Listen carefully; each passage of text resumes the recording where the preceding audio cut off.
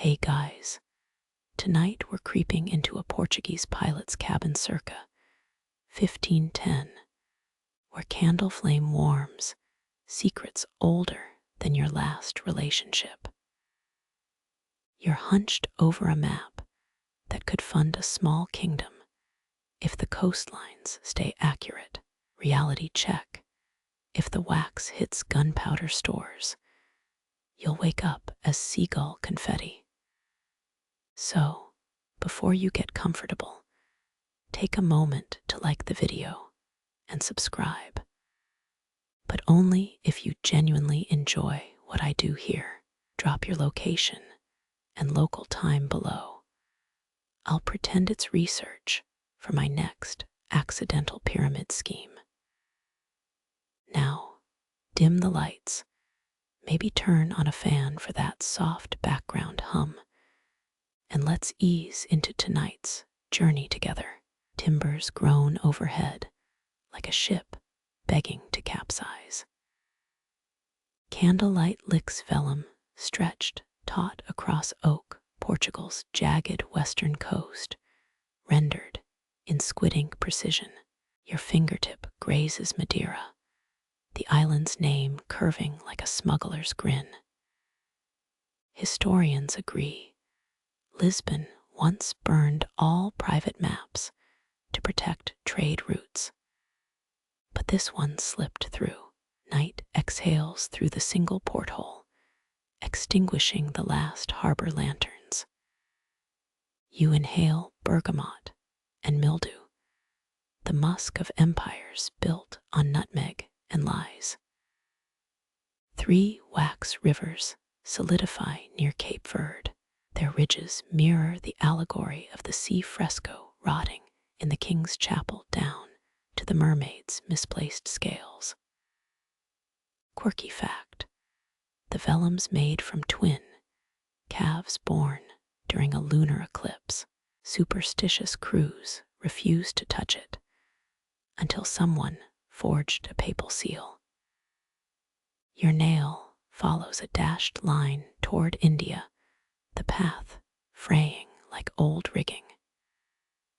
Sailors called these spice winds invisible roads where monsoons married greed. Historians still argue whether Pedro Álvares Cabral discovered Brazil on purpose or just sucked at navigation. The map's edge crumbles, erasing 7 caravels lost near the Canaries. You press the tear closed. A draft makes the candle confess. Shadows twist into Lisbon's Rua Nova docks. You hear phantom auctioneers shouting bids for Malabar pepper. One ship's manifest here could buy a duke's loyalty or poison it. Your quill hovers over a stain shaped like the Tagus River Delta. 73, no, 74 drops of wine blur the latitude marks. Outside, waves chew the hull like starved dogs. The map claims monsters infest waters beyond Cape Bojador. But you know the real horrors de Balentry bookkeeping. Your wrist stiffens, sea air turning ink into tar.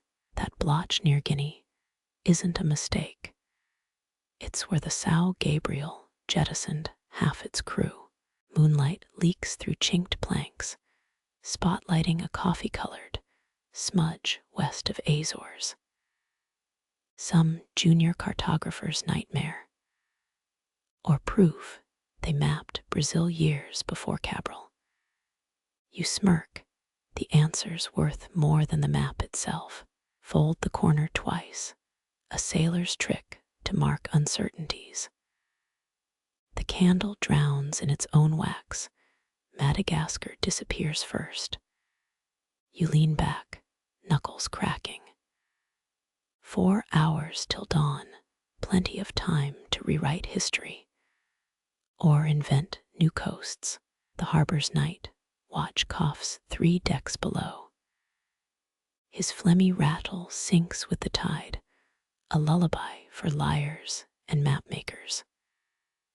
Silk threads crisscross the Atlantic, red for Portugal, blue for accidentally annexed territories. Your scissors snip near Benin.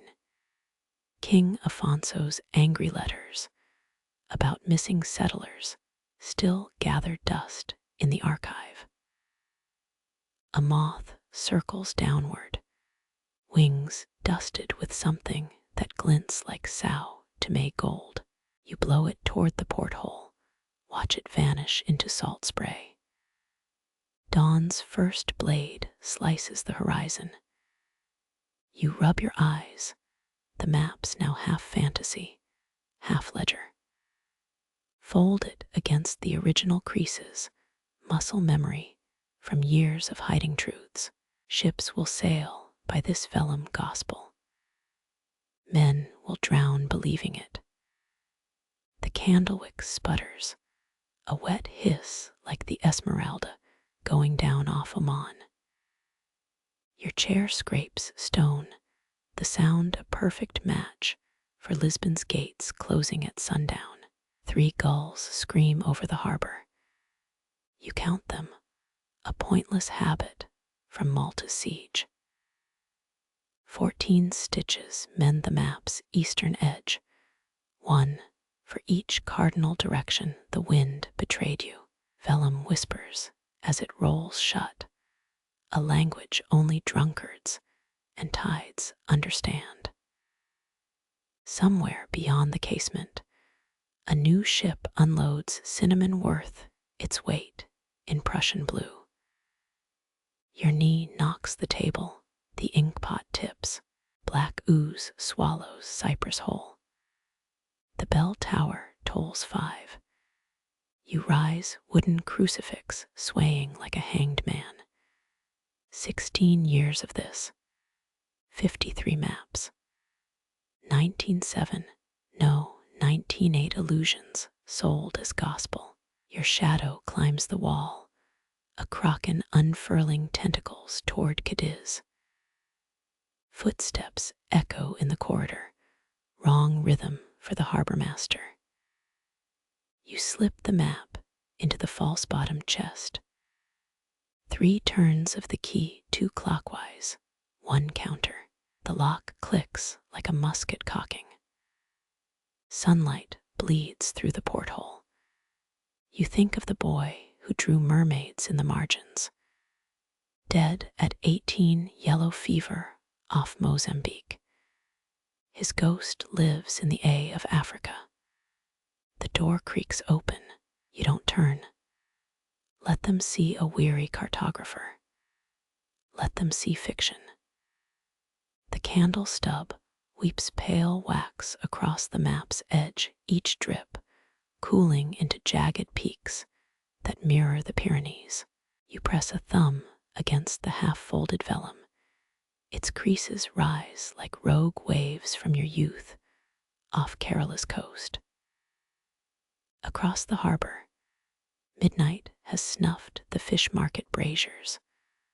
Only your swaying flame licks at sea monsters, inked where charts claim calm waters.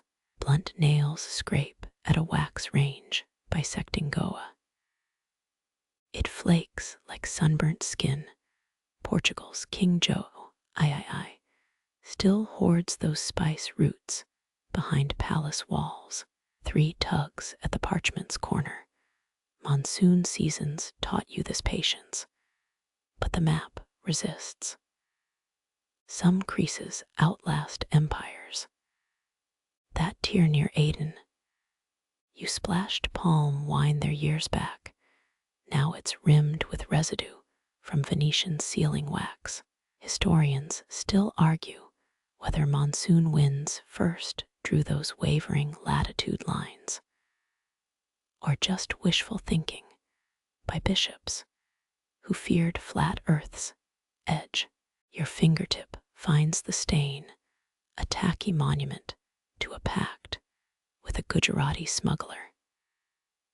Neither of you mentioned the knife wound.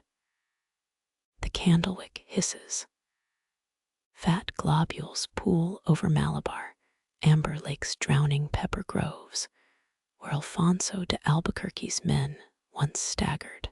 You rub thumb and forefinger calluses, catching on the vellum's wrinkle. Sailors used whale blubber as lip balm in these latitudes, a detail the chronicles omit. Their logs preferred tales of sea foam weddings for drowned lieutenants. One violent tug, the map yields, flattening like tide-swallowed sand. But monsoon rain still leaks through old memory, blurring coasts into Rorschach blots. Is that Sumatra's hook, or the profile of that Javanese shadow puppeteer who traded you betel nut for Spanish silver? A wax peak collapses, molten flow swallowing Madeira whole.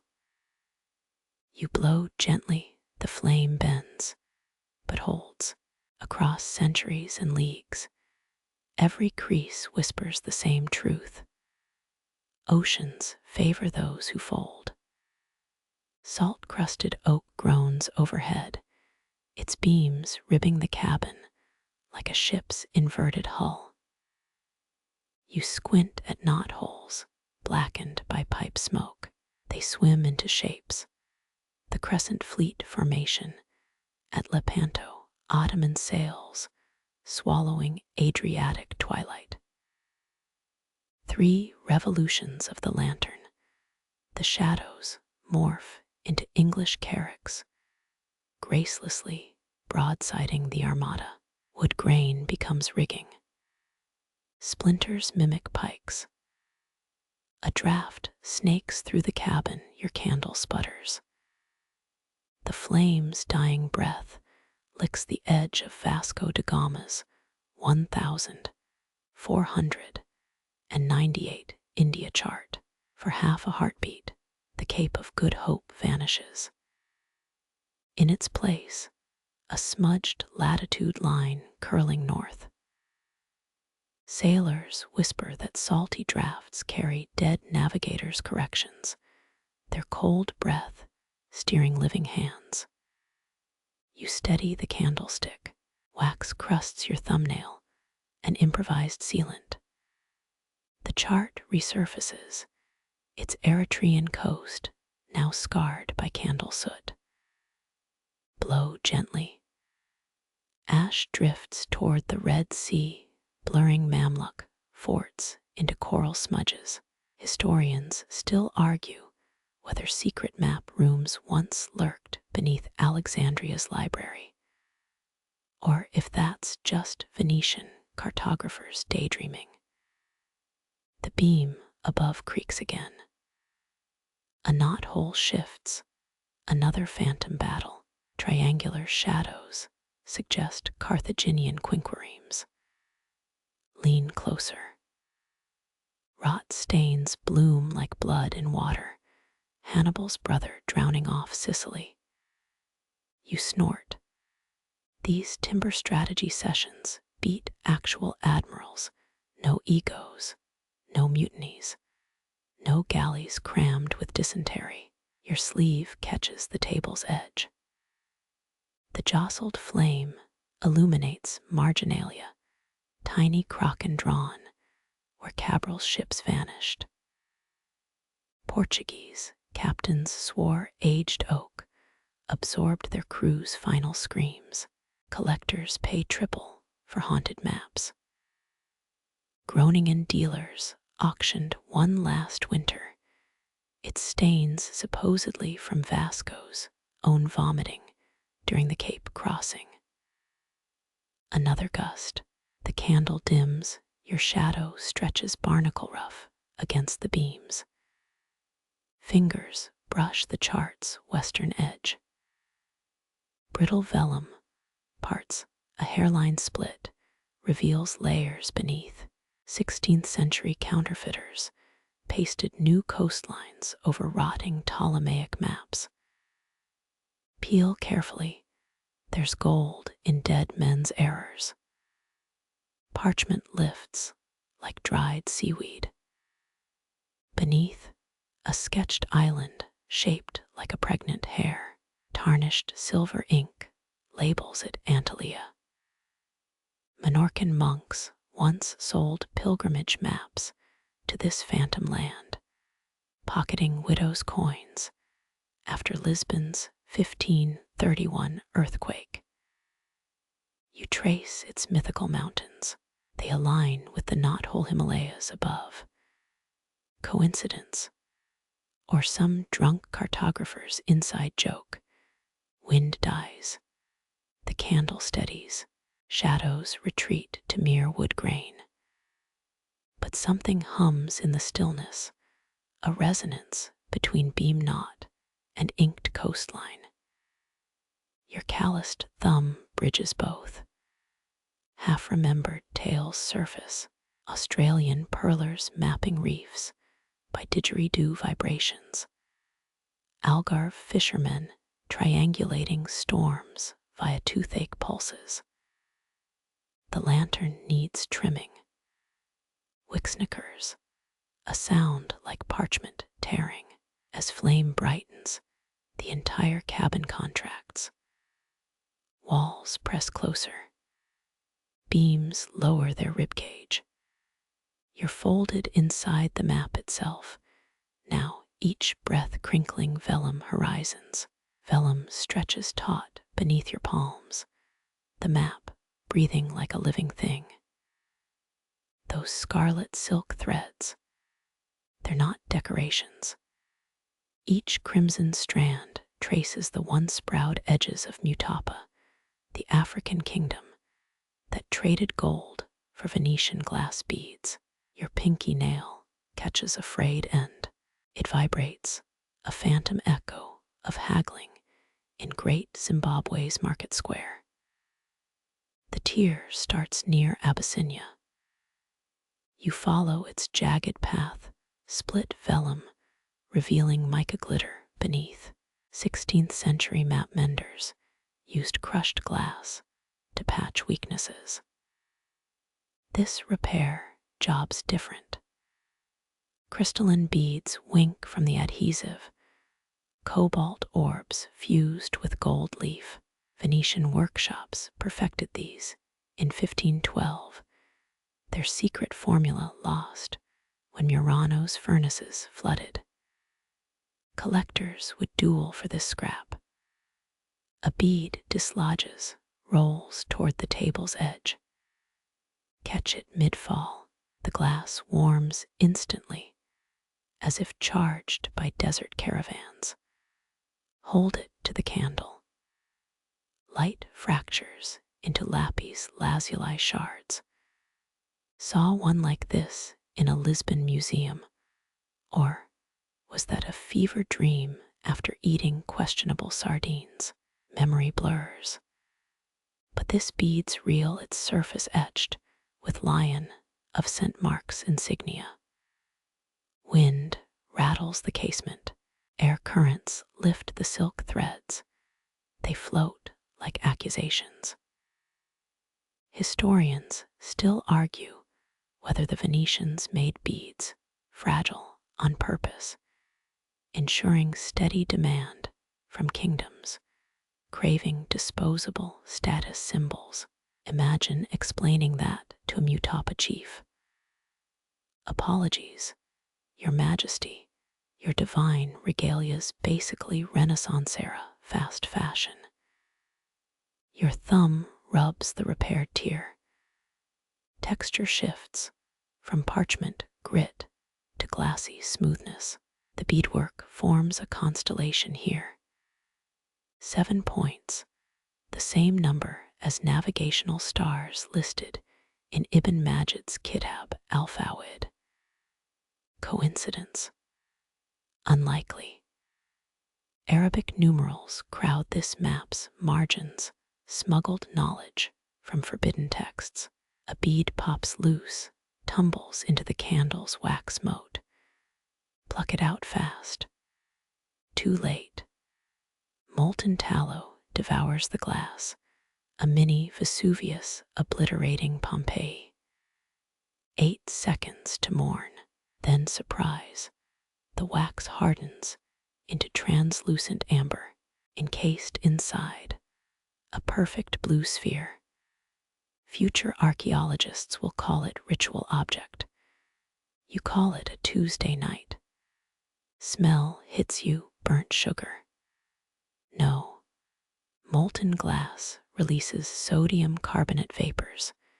Your nose wrinkles, same stench as Venice's furnace workers described in 1525 guild logs, their lung complaints buried under Doge decrees. Breathe shallow. The heat's warping the silk threads, they curl like ashamed centipedes. Tilt the map, beads clatter, their music drowns out harbor sounds.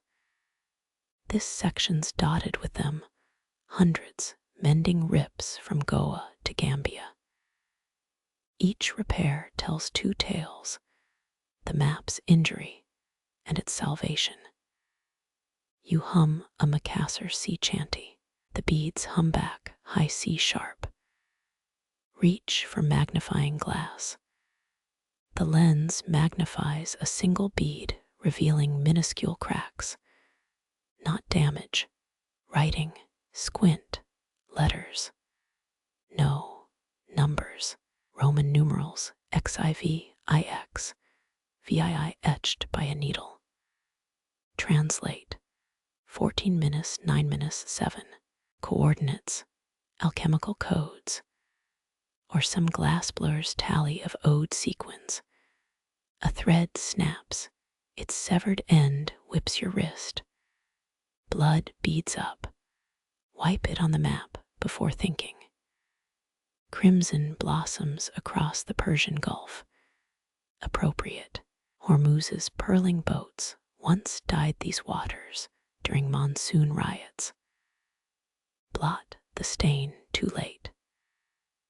Now your DNA's filed alongside Vasco's wine spills. The candle gutters. Shadows leap, transforming beads into staring eyes. Mamluk sentries, Jesuit spies, neither, just glass and paranoia. You flip the vellum, light seeping through puncture marks. Each bead becomes a radiant moon. They align, forming the Big Dipper over Sri Lanka. Navigators used bead-encrusted astrolabes, but this, pure celestial accidents. Foghorn blares outside. The map ripples glass beads chiming like distant temple bells. 13 seconds of resonance. Count them. Always 13, Fibonacci's unlucky number, or the average seconds between Lisbon's earthquake aftershocks in 1531. Forget sleep. This artifact's a hydra. Solve one mystery, two sprout. Rotate the bead between thumb and forefinger. Light refracts, projecting a sapphire trapezoid onto the ceiling. Its angles intersect with knot-hole constellations. Your pulse quickens. A line bead to wood grain, the blue shape slides west. It lands on your unfinished cider mug. Laughter barks out, unexpected and sharp. Of course, 16th century drinking game. Traders bet on bead-refracted light hitting tavern objects. Hit the ale jug, free round. Land on the barmaid's décolletage. Jail time. Some things never change. Dusk seeps through the window. The candles down to finger-width wax. Beads lose their luminance. One by one, stars winking out post-sunset. You fold the map's corner, hesitate. Those glass orbs bend light even in darkness, dim guides for phantom ships. Sailors whisper that beads stolen from royal graves glow fiercer. Test it. Hold the vellum over the flame. Heat sears your palm. Drop it. The map flutters, a wounded albatross. Beads rattle warnings. Lesson learned. Some lights hate being interrogated. The fallen map exhales cinnamon. Your singed palm hovers above vanished Madagascar, that ragged holes filled with honeyed wax instead. Sniff deeper. Not beeswax. Cinnamon resin, the kind Arab traders melted into seals for Zanzibar-bound missives. Legends claimed it repelled serpents, or was that just merchants justifying price gouging? Your nail digs into the amber pool. It parts like toffee, revealing inked symbols beneath. Squiggles mimic storm clouds. Here's where Madagascar should arch, its shape erased by a cartographer's grudge or a navigator's bad shellfish dinner. Historians still argue whether the 1518 Cantino map intentionally omitted the island to befuddle rivals.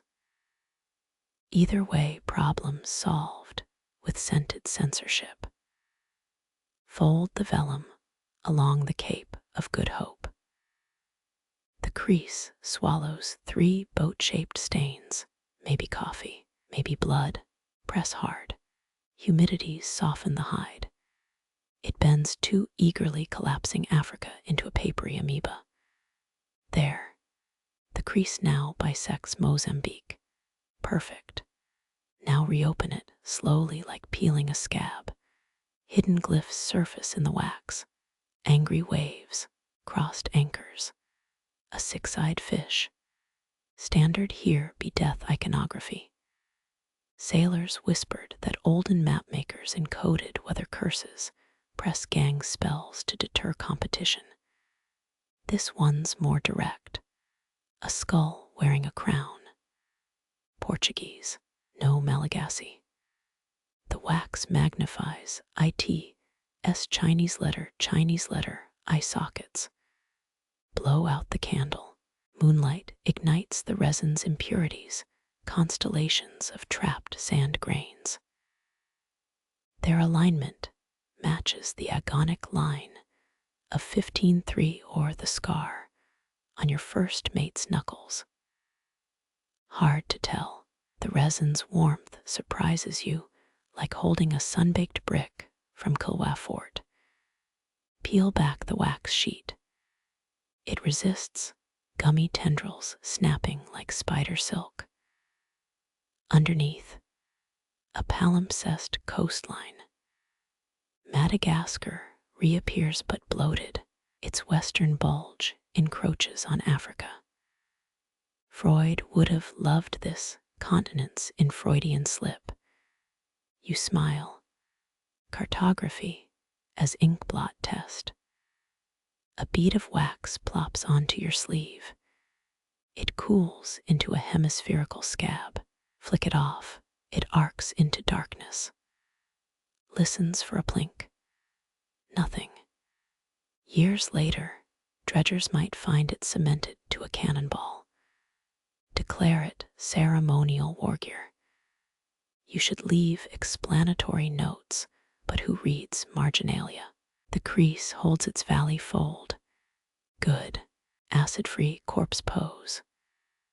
Future scholars will x-ray this and gasp, imitating your exact palm sweat patterns in their papers. They'll miss the cinnamon. Always about the ink, never the perfume. Rookies. Breath steam clouds the vellum. The Malagasy skull melts into a Rorschach puddle. Now it's a flower. Now a ship's wheel. Now Queen Calafia riding a griffon, depending on your sleep deprivation level. You hum a Bantu lullaby. The wax vibrates in harmony. Wind howls through the cabin. The map levitates, caught mid-flap before slapping the table. It lands face up. Madagascar's back to being a cinnamon puddle. The skull winks. Concede defeat. Drape the map over a celestial globe. Let it cure into permanence. Pour cold cider on the stain. The resin hisses, releasing metallic vapors. Suddenly, it's 1522 again. Lisbon docks at midnight, reeking of forge smoke and nutmeg smugglers. Your nostrils burn. Cinnamon's gone full-time machine. Price you pay for buying embargoed cartography supplies. Scrape residual wax with a quill. The residue forms a tiny S shape. Vasco da Gama's fleet used cinnamon wax to seal letters about mutinies. Their S-shaped dribbles became code for spare no survivors. Coincidence? Stop scrabbling for patterns, but press the wax S to parchment. It adheres like a brand. Moonlight fades. The resin hardens into a vulcanized shield over forgotten storms. You lean closer, inhale jungle musk. Wrong. It's just your neighbor's overcooked biryani drifting through the wall. Reality's such a buzzkill. Refold Africa, crease sharp as a dow's prow. The wax cracks theatrically, but holds. Dawn's first gull cry leaks through the window. The cabin exhales mildew and defeat. You slump back. The map's done. Mostly, a continent cannibalizes itself in your hands. History's just origami with casualties. Somewhere beyond the horizon, a real Madagascar persists, untroubled by wax or wants. Someone pounds on your door. Hide the map under tied tables. Smear leftover wax on your lips. If it's the harbor master, tell him you're currying scurvy. He'll believe anything before coffee. The door slams. The harbor master's grumbles dissolving into dockyard clatter. You exhale. Cinnamon still clings to your teeth like a guilty secret. Moonlight bleeds through the casement's crooked crack. A silver blade splitting the table. Where it cuts through vellum, numerals drown in velvet shadow. Those inked numbers once charted the Leviathan's rumored haunt, depths no lead line ever plumbed. Portuguese pilots swore they dropped sounding weights wrapped in lamb's wool. Through the cordage, they heard screams rise. Your fingernail finds the erased abyss.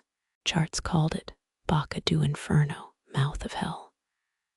Poetic license, or a deckhand's nightmare inked into records. A moth-eaten manual claims sailors used shark oil lanterns to pacify sea monsters. You snort. Next they'll say mermaids ran ferry services. The shadow pool deepens, consuming fathom marks like sinking galleons. 14, 15, 16 gone. 16th century codices describe the Leviathan sleeping perpendicular to currents. Its ribs supposedly formed undersea arches. Fringe theorists insist Iberian maps hid coordinates in choir hymns. You hum a salve Regina. No hidden beats, just your tuneless drone. Poke the shaded zone. Ink lifts in sticky webs, cheap oak gall brew. Overproofed. The numerals weren't erased, they fermented. Blame Lisbon's cut-rate monastic scriptorium. There, eternal ink now flakes like dead skin. You brush particles into a dish. The Lisbon Guild will invoice heaven for forgery. Press a loop to the shadow's edge. Microscopic fibers surface horsehair. No, whalebone. Salvador Correa's 1524 expedition patched sails with baleen strips. This scrap might have billowed over cannibal islands or soaked in a Bilbao brothel's gutter. Histories unsorted. A droplet splashes your wrist. Not candle wax, the casement weeps nocturnal brine. Taste it. Salt stings split lips, same salinity as the Java trench or your neighbor's cod soup. Blot the moisture with your sleeve. The rag's stain will outlive you, indigo testament to midnight edits. The shadow creeps toward terra incognita's curling edge. Slide a quill into the light. Its shadow becomes a leviathan's spine. Flex the nib. The spine undulates. Childish, but effective. Marco Polo's scribe probably doodled dragons during trade route dictations. Everyone needs margin monsters. Gales rattle the casement. The shadow leviathan fragments, dissolving into specks like bioluminescent plankton. Some say Arab cartographers charted sea glows as phantom cities. Extend your pinky, stars align through the crack. Not Ursa Major, those points match Magdalena's collarbone scar. Navigate by that instead. Warm breath fogs the vellum.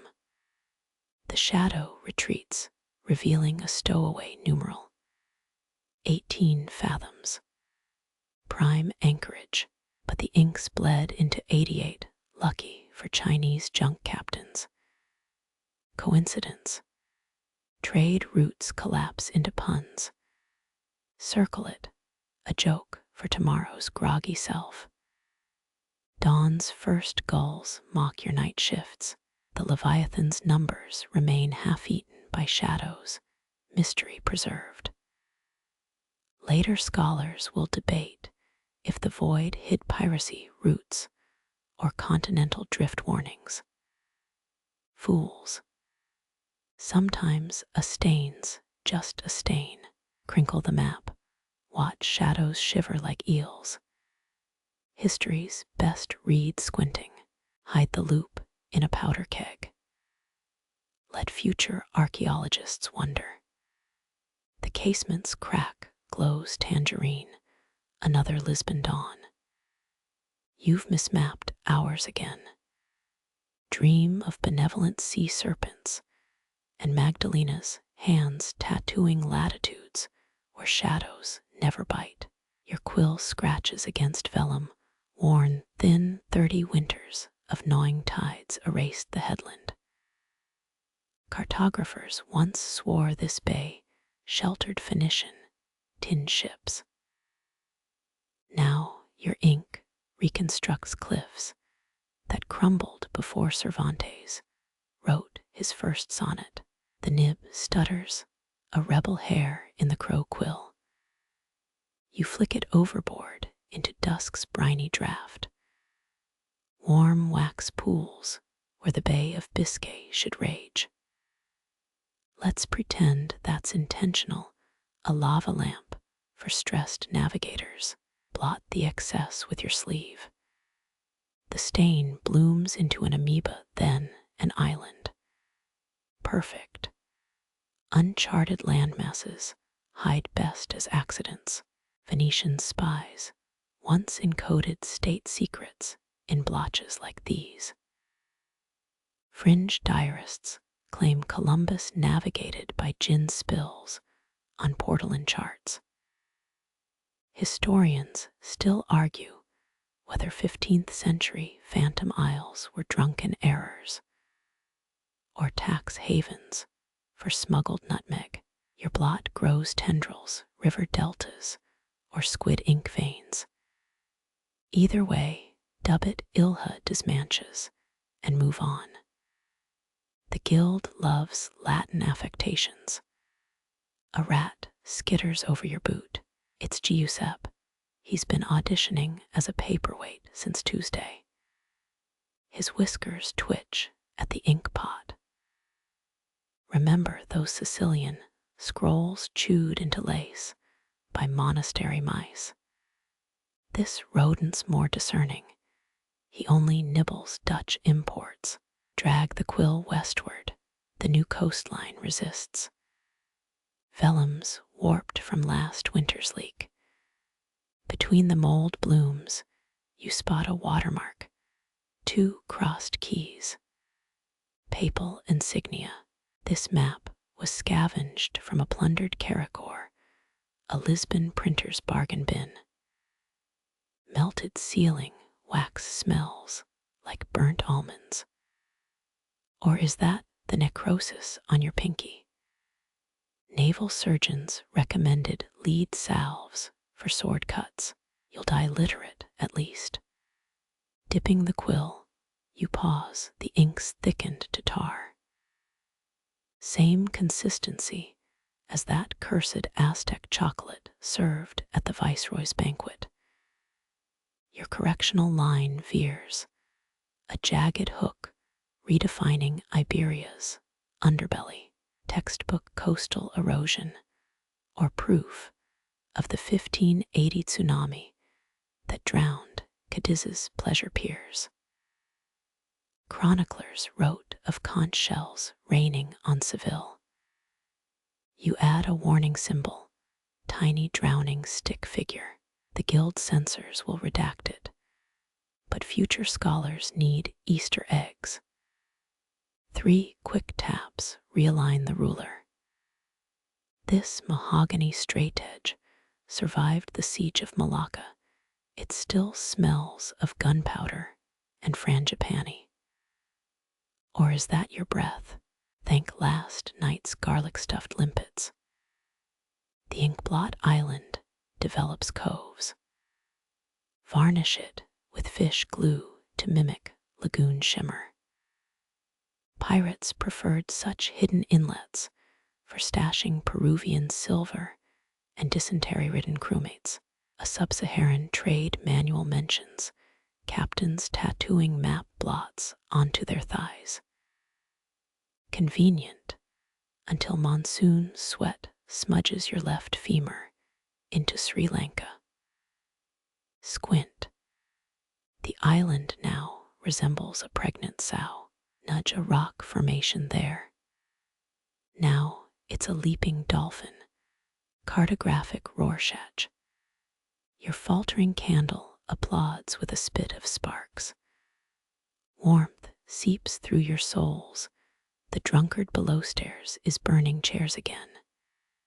His fireplace shares this wall, 16th century tenement living, where pyromaniac neighbors improve property values.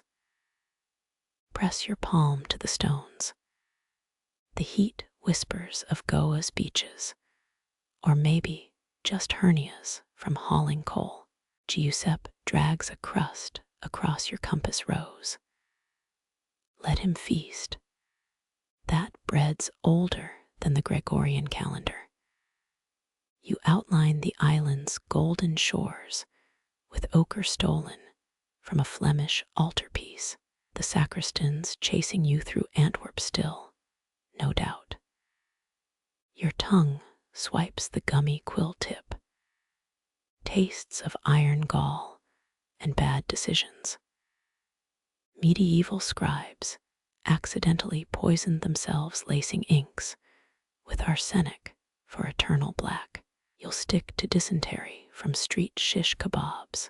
Thanks. The casement rattles, a North African wind hurling Saharan grit. Each speck mocks your island's scale. One lands dead center. Congratulate yourself on 3D topography. Some Maltese globe makers embed real desert sand for authenticity. Others just sweep their floors into the Caribbean. Leaning back, You fuse with the chair's lumbar-defying curve. This posture would give Vesalius night terrors. Rotate the map. Your island floats between myth and mercantilism. Tavern drunks will swear they wrecked there during the '89 monsoon. Others'll die searching. You add a tiny mermaid waving from the beach. Giuseppe retreats, his spoils clutched like treaty scrolls. The candle drowns in its own grease time to beg another from the locksmith's widow. She charges interest in kippers. Your quill hovers, one last embellishment, a kraken's tentacle curling around the eastern shoals. Too on the nose. The guild prefers plausible deniability. Instead, draft tiny footprints leading inland. Let the scholars squabble over barefoot, saints versus desperate mutineers. Blot your initials in the upper corner, vellum's version of hiding a hair in a borrowed book.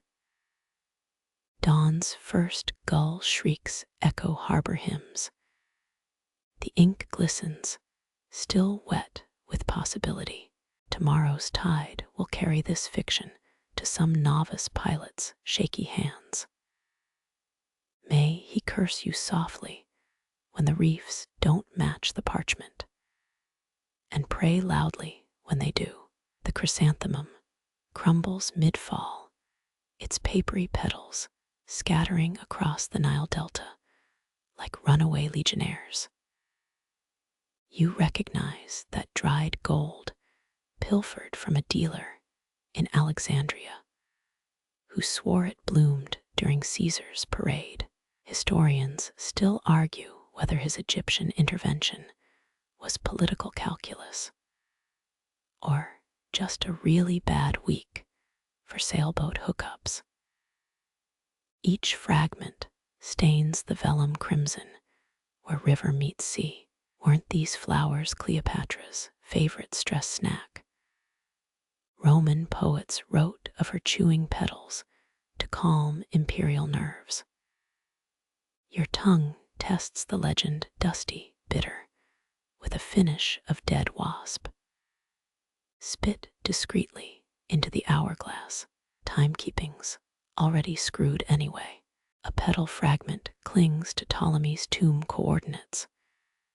You blow, it skitters past Thebes into the desert. That'll confuse the next scholar. Ottoman map makers used henna blots to mark censored sites.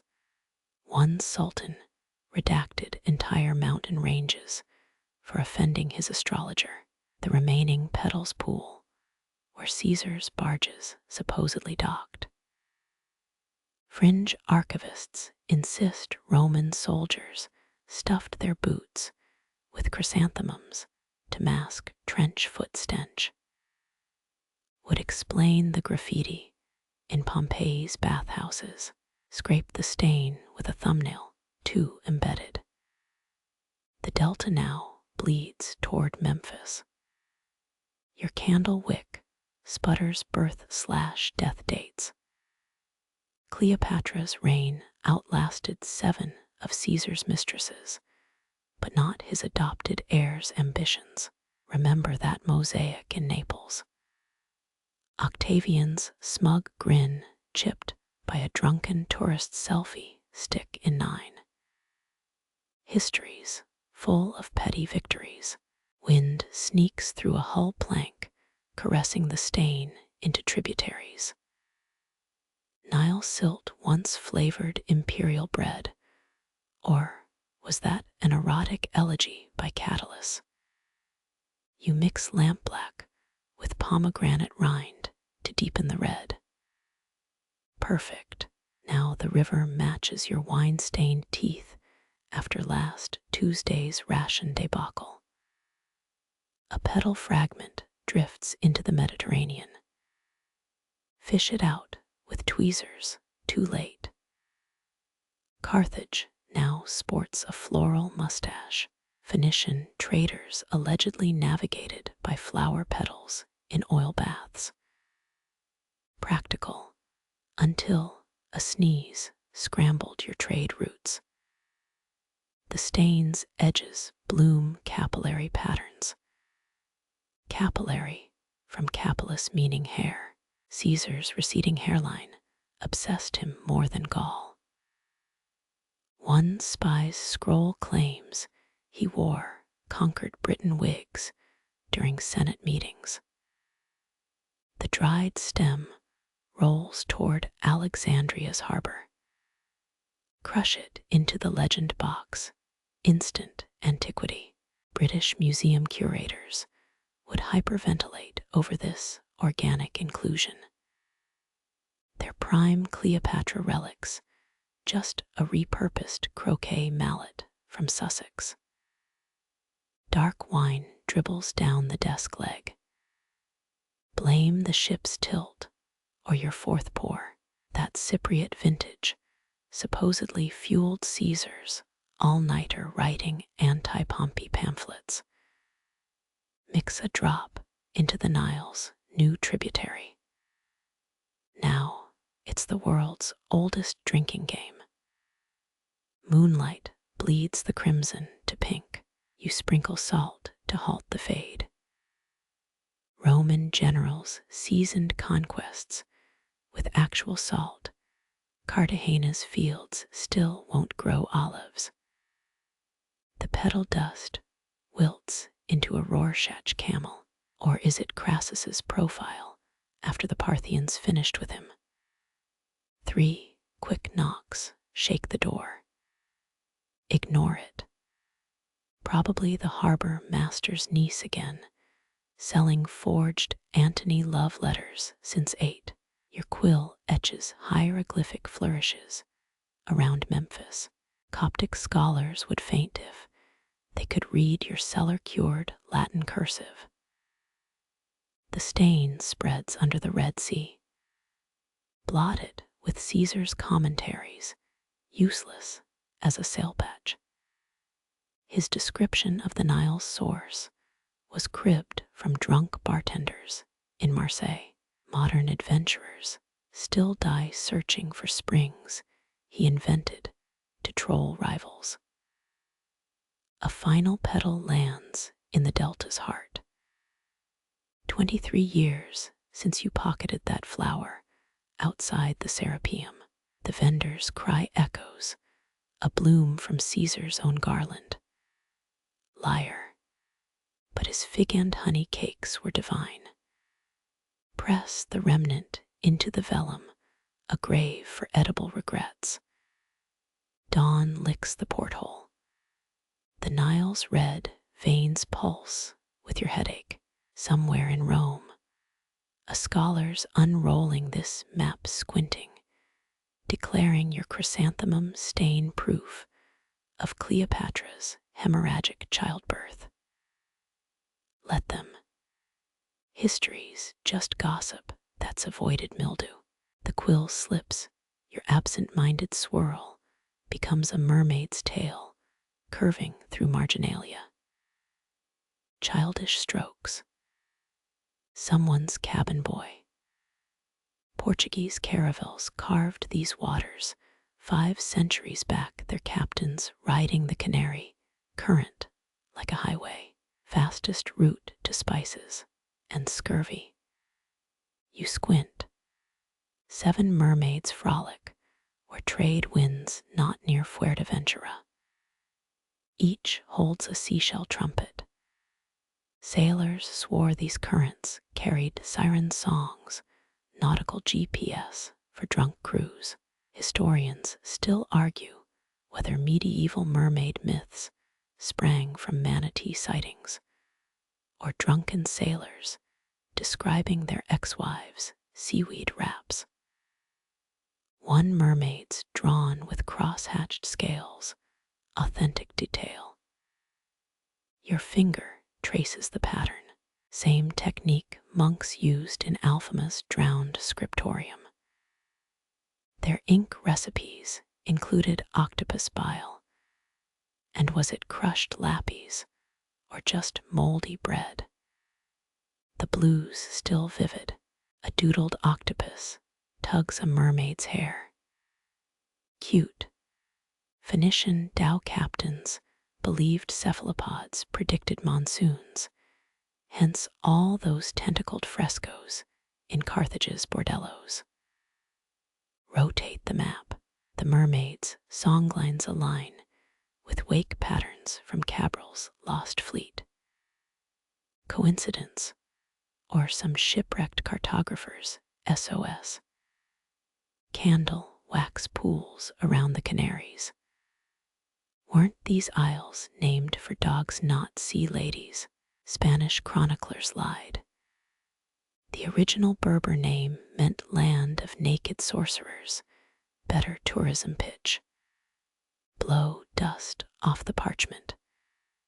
A hidden word surfaces, cantico, chant. The youngest mermaid wears a crown of coral. Habsburg royalty paid divers to steal such baubles for their fountains. Your nail picks at the ink. Made from fermented walnut husks, smells like a Lisbon tannery. Pinch your nose. Trade winds flutter the vellum. Invisible highways, your breath syncs with their tempo. Balearic navigators used sung scales to memorize wind patterns. Middle C for Mistrals, B-flat for Siroccos. Hum a note, the candle flame bows. Pyrotechnic parlor trick. A mermaid's tail loops into longitude marks. Clever bastard. Arab astrolabes couldn't fix West African coasts. Too many here be dragon's margins. You drip wax onto her torso. Now she's modest and waterproofed for 5 generations. Cinnamon wafts through a floorboard crack, the cook's burning breakfast again. Focus. These doodles aren't random. Each mermaid faces a star in Orion's belt. Estervel, Da Gama's mute navigator, charted by that constellation. His journals mention singing fish near Cabo Verde. Daub, the weakest line with indigo. Better. Tuscan explorers believed mermaids' hair held celestial maps, hence all those Renaissance wigs smelling of rancid whale oil. Your scalp itches in solidarity. A crocodile tentacle invades the margin. Uninvited guest. Scratch it out with a razor. 10th century Norse maps labeled this area Hafgufa, the sea-steaming monster's lair. Modern scholars say it's just underwater volcanoes. Both explanations require whiskey. Moonlight exposes guilt on one mermaid's fins. Gold leaf. No, brass filings from a navigator's compass. The 1,492 Santa Maria carried 17 compasses and 0 functional toilets. Priorities. Your pinky smudges a mermaid's face. Now she's crying. Poetic. Moorish slaves in Algarve shipyards sang laments that supposedly calmed storms. Music as weather magic. Bet their playlists skipped sea shanties. The largest mermaid clutches a trident, or is it a broken oar? Venetian gondoliers still swear by Poseidon's 3-pronged blessing. You snap a charcoal stick. Sketch a life preserver beside her. Anachronisms, your specialty. Dawn bleeds across the vellum. The mermaids fade like retreating tides, but their songlines linger, a tangled lullaby of wind and longing. Portuguese, widows tossed embroidered veils into these waters, begging for drowned husbands' whispers, your candle gutters. The map folds itself. The salt crackles like rice paper as you lift the map's corner. Northeastern quadrant, where Genghis hordes once salted the earth. These crystals sparkle cold. Frost. No, Dead Sea harvests from Solomon's mines. Or so traders claimed. Historians still argue whether Mongol saboteurs used sodium chloride or just well piss. A crystal stabs your palm. Perfect hexagon. You hold it to the candle for a breath. It mirrors the Koh-i-Noor's stolen facets. Mogul gem cutters modeled diamonds after snowflakes, nature's built-in anti-theft system.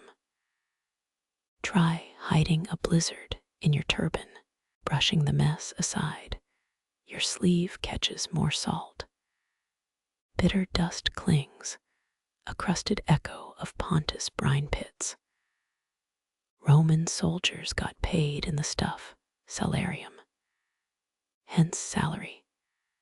Hence your uncle's pyramid scheme selling Himalayan bath salts. Same difference. One shard glints sharper than others. Obsidian. No weight for volcanic glass. Hold it sideways. The edge mimics Queen Tusret's ceremonial dagger. 13th century BCE bling. Her mortuary temple's foundation allegedly contains a salt sarcophagus. Archaeologists found pickle jars instead. The map resists flattening. Salt's welded creases shut. Cleopatra once dissolved pearls in vinegar to impress Mark Antony. Your version's cheaper. Sprinkle this crap in wine and call it royalty. Damp fingertips liquefy a crystal. Draw a crescent on the table.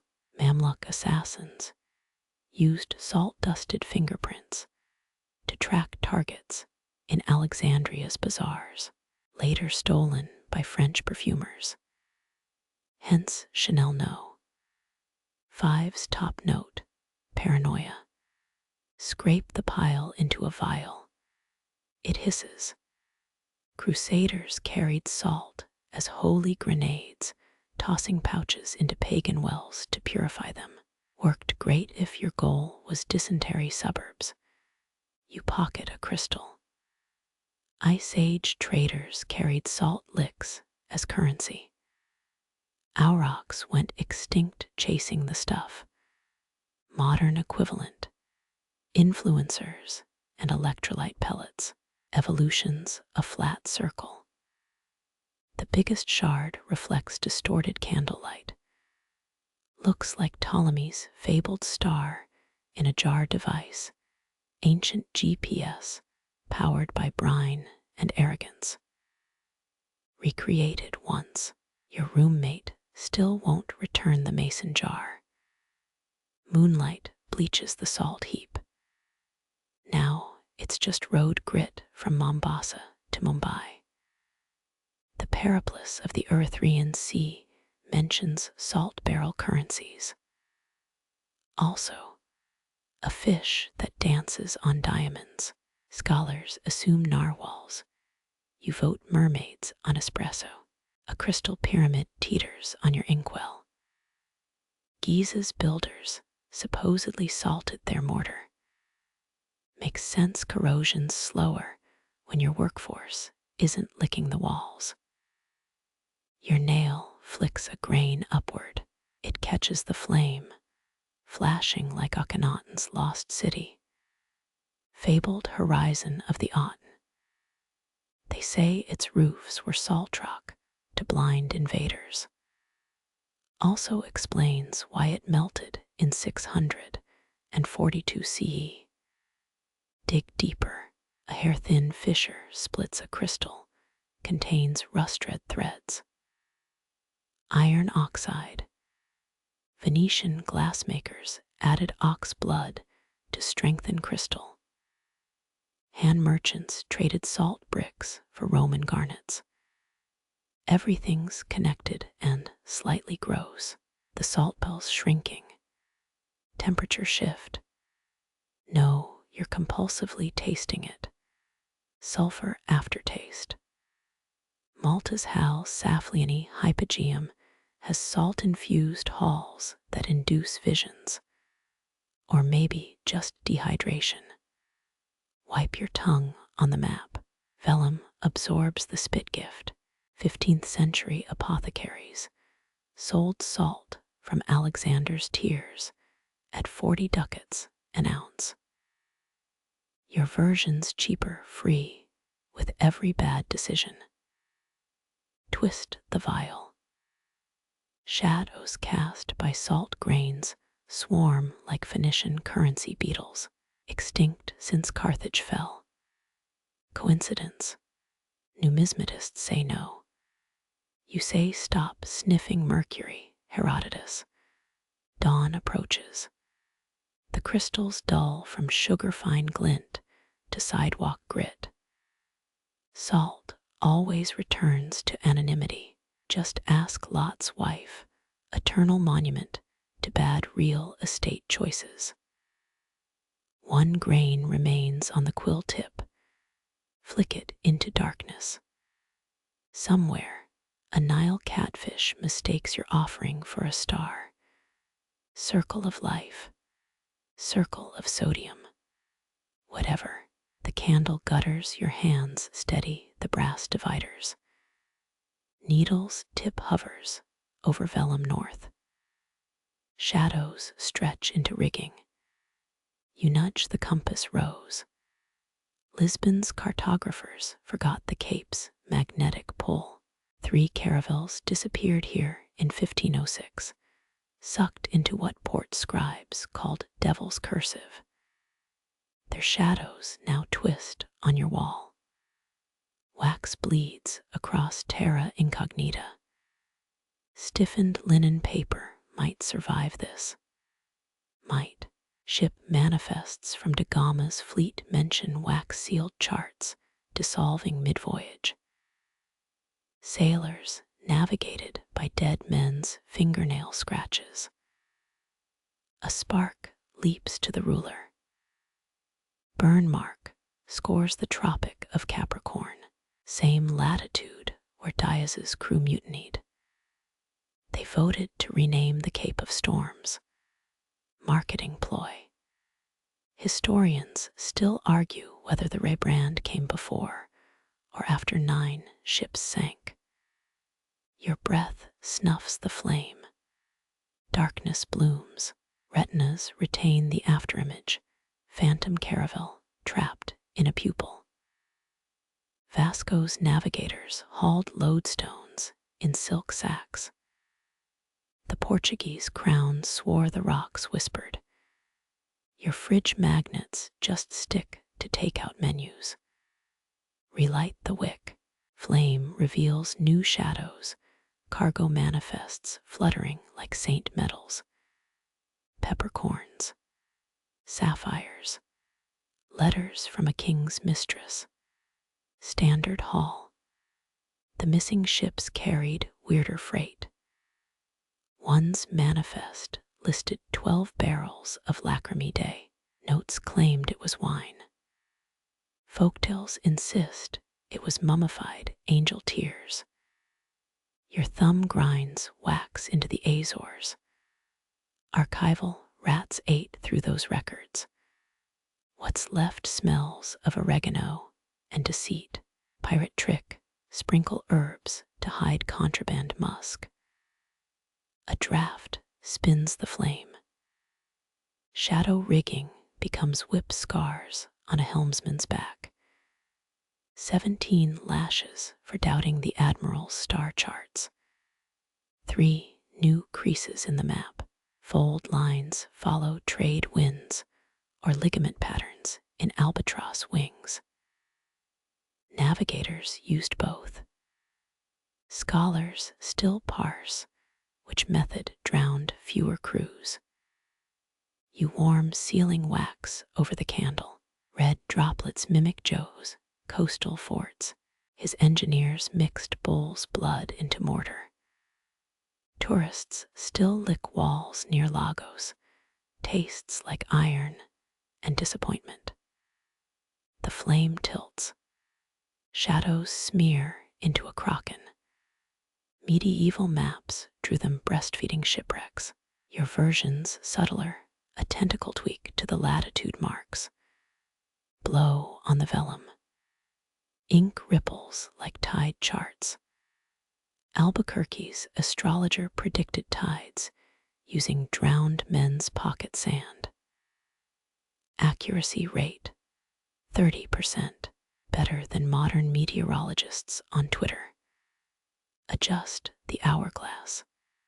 Sand flows faster near magnetic anomalies. Old pilots swore time bent around the Cape. Your wristwatch just needs a battery. Candlelight glints on the ruler's edge. Steel mirrors the falchion that beheaded Estevão da Gama. Poor bastard. Tried circumnavigating Africa with a split mainsail and 200 mortally confused hens. A moth immolates itself in the wax. Wings flare saffron, Vijayanagara silk trade hues. The Indus Valley bred moths that ate through chainmail. Textile warfare. You peel crisped wing fragments from the Gulf of Aden. Translucent, like the invisible maps Venetian spies wore as contact lenses. Recipe lost during the Fourth Crusade. Flame shrinks again. Oxygen starved. Henry, the navigator's library, had copper vents to stabilize candle flames. Architect got beheaded for the drafts. Your drafts swirl through portholes. Candle dies mid-gutter. Portuguese ships burned Brazil wood for light when wax ran low. Air smelled like burning lipstick. Darkness. Muscle memory rotates the map. North finds you. Shadows congeal into sails. Moonlight leaks in merciful. Your knife scores a path around Good Hope. Blade edge splits a caravel's shadow clean down the keel.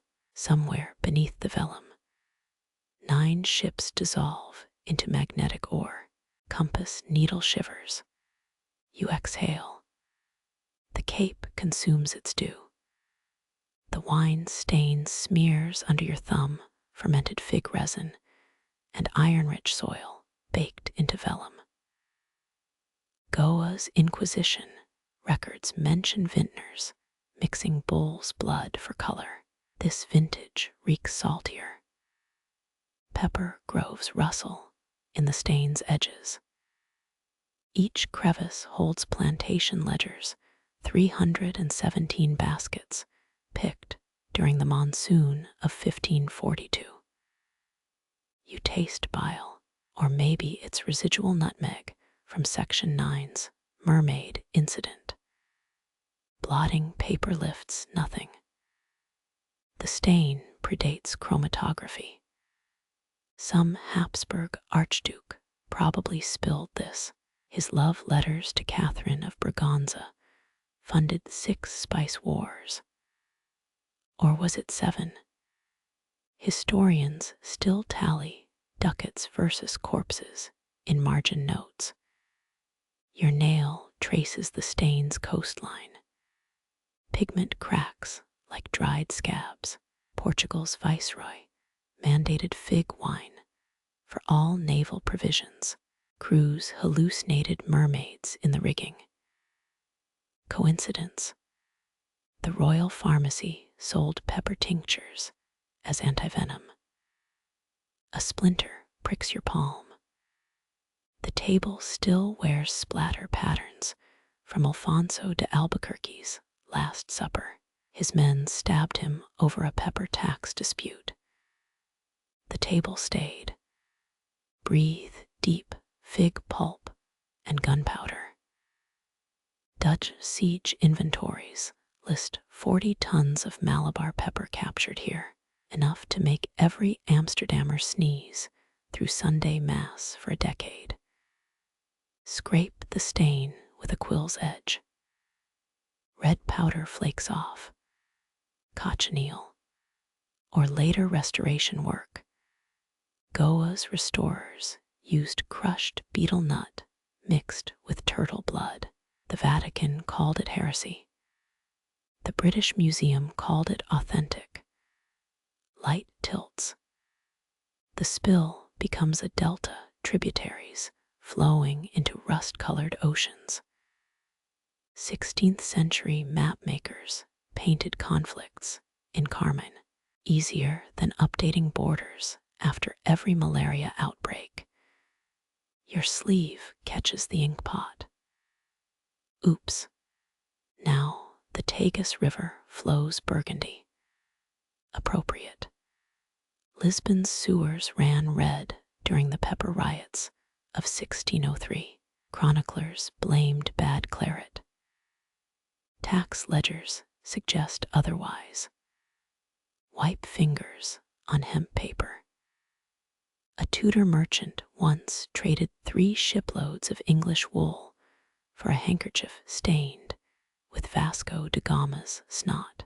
Relic markets got weird fast. The stain's center resists solvents. Could be sacramental wine from Goa's first cathedral, or blood from its first slave market. Same stone floor held both. Parchment creaks, fold lines intersect the stained centuries of hands refolding guilt. 30 generations of archivists pretended not to see the Rorschach shift from fruit to gore. Moonlight through bullion-pierced shutters turns the spill black, like those obsidian, alters the Khmer Rouge used. Wait, wrong empire. Focus. Sancho de Tavar's manifest floats to mind. Claimed he shipped Quibla rice soaked in fig wine to improve Muslim morale. Got excommunicated. Rice outlived him by 4 harvests. Blow across the stain. Particles glint, maybe gold dust from Mysore mines. Or pyrite from that fake El Dorado scam that bankrupted 12 dukes. Your cuticle catches a fiber. Silk. Portuguese silkworms failed spectacularly. They pirated Japanese cocoons instead. The shogun sent a samurai clutching a single mulberry leaf as rebuttal. Dab olive oil. The stain spreads. Of course, it's lipid-soluble, like those holy oil commissions that embezzled half the Indian Ocean trade. Fingers drum the table. Same rhythm as the Goa docks midday gong. 7 strikes for spice auctions. 13 for slave blocks. You lose count. A fly drowns in your inkwell. Its legs twitch the surface. Reminds you of Diogo Lopes's last letter.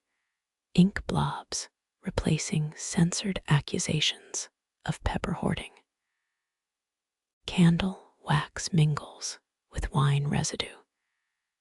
Congeals into something resembling blood clot. You have expected to pulse.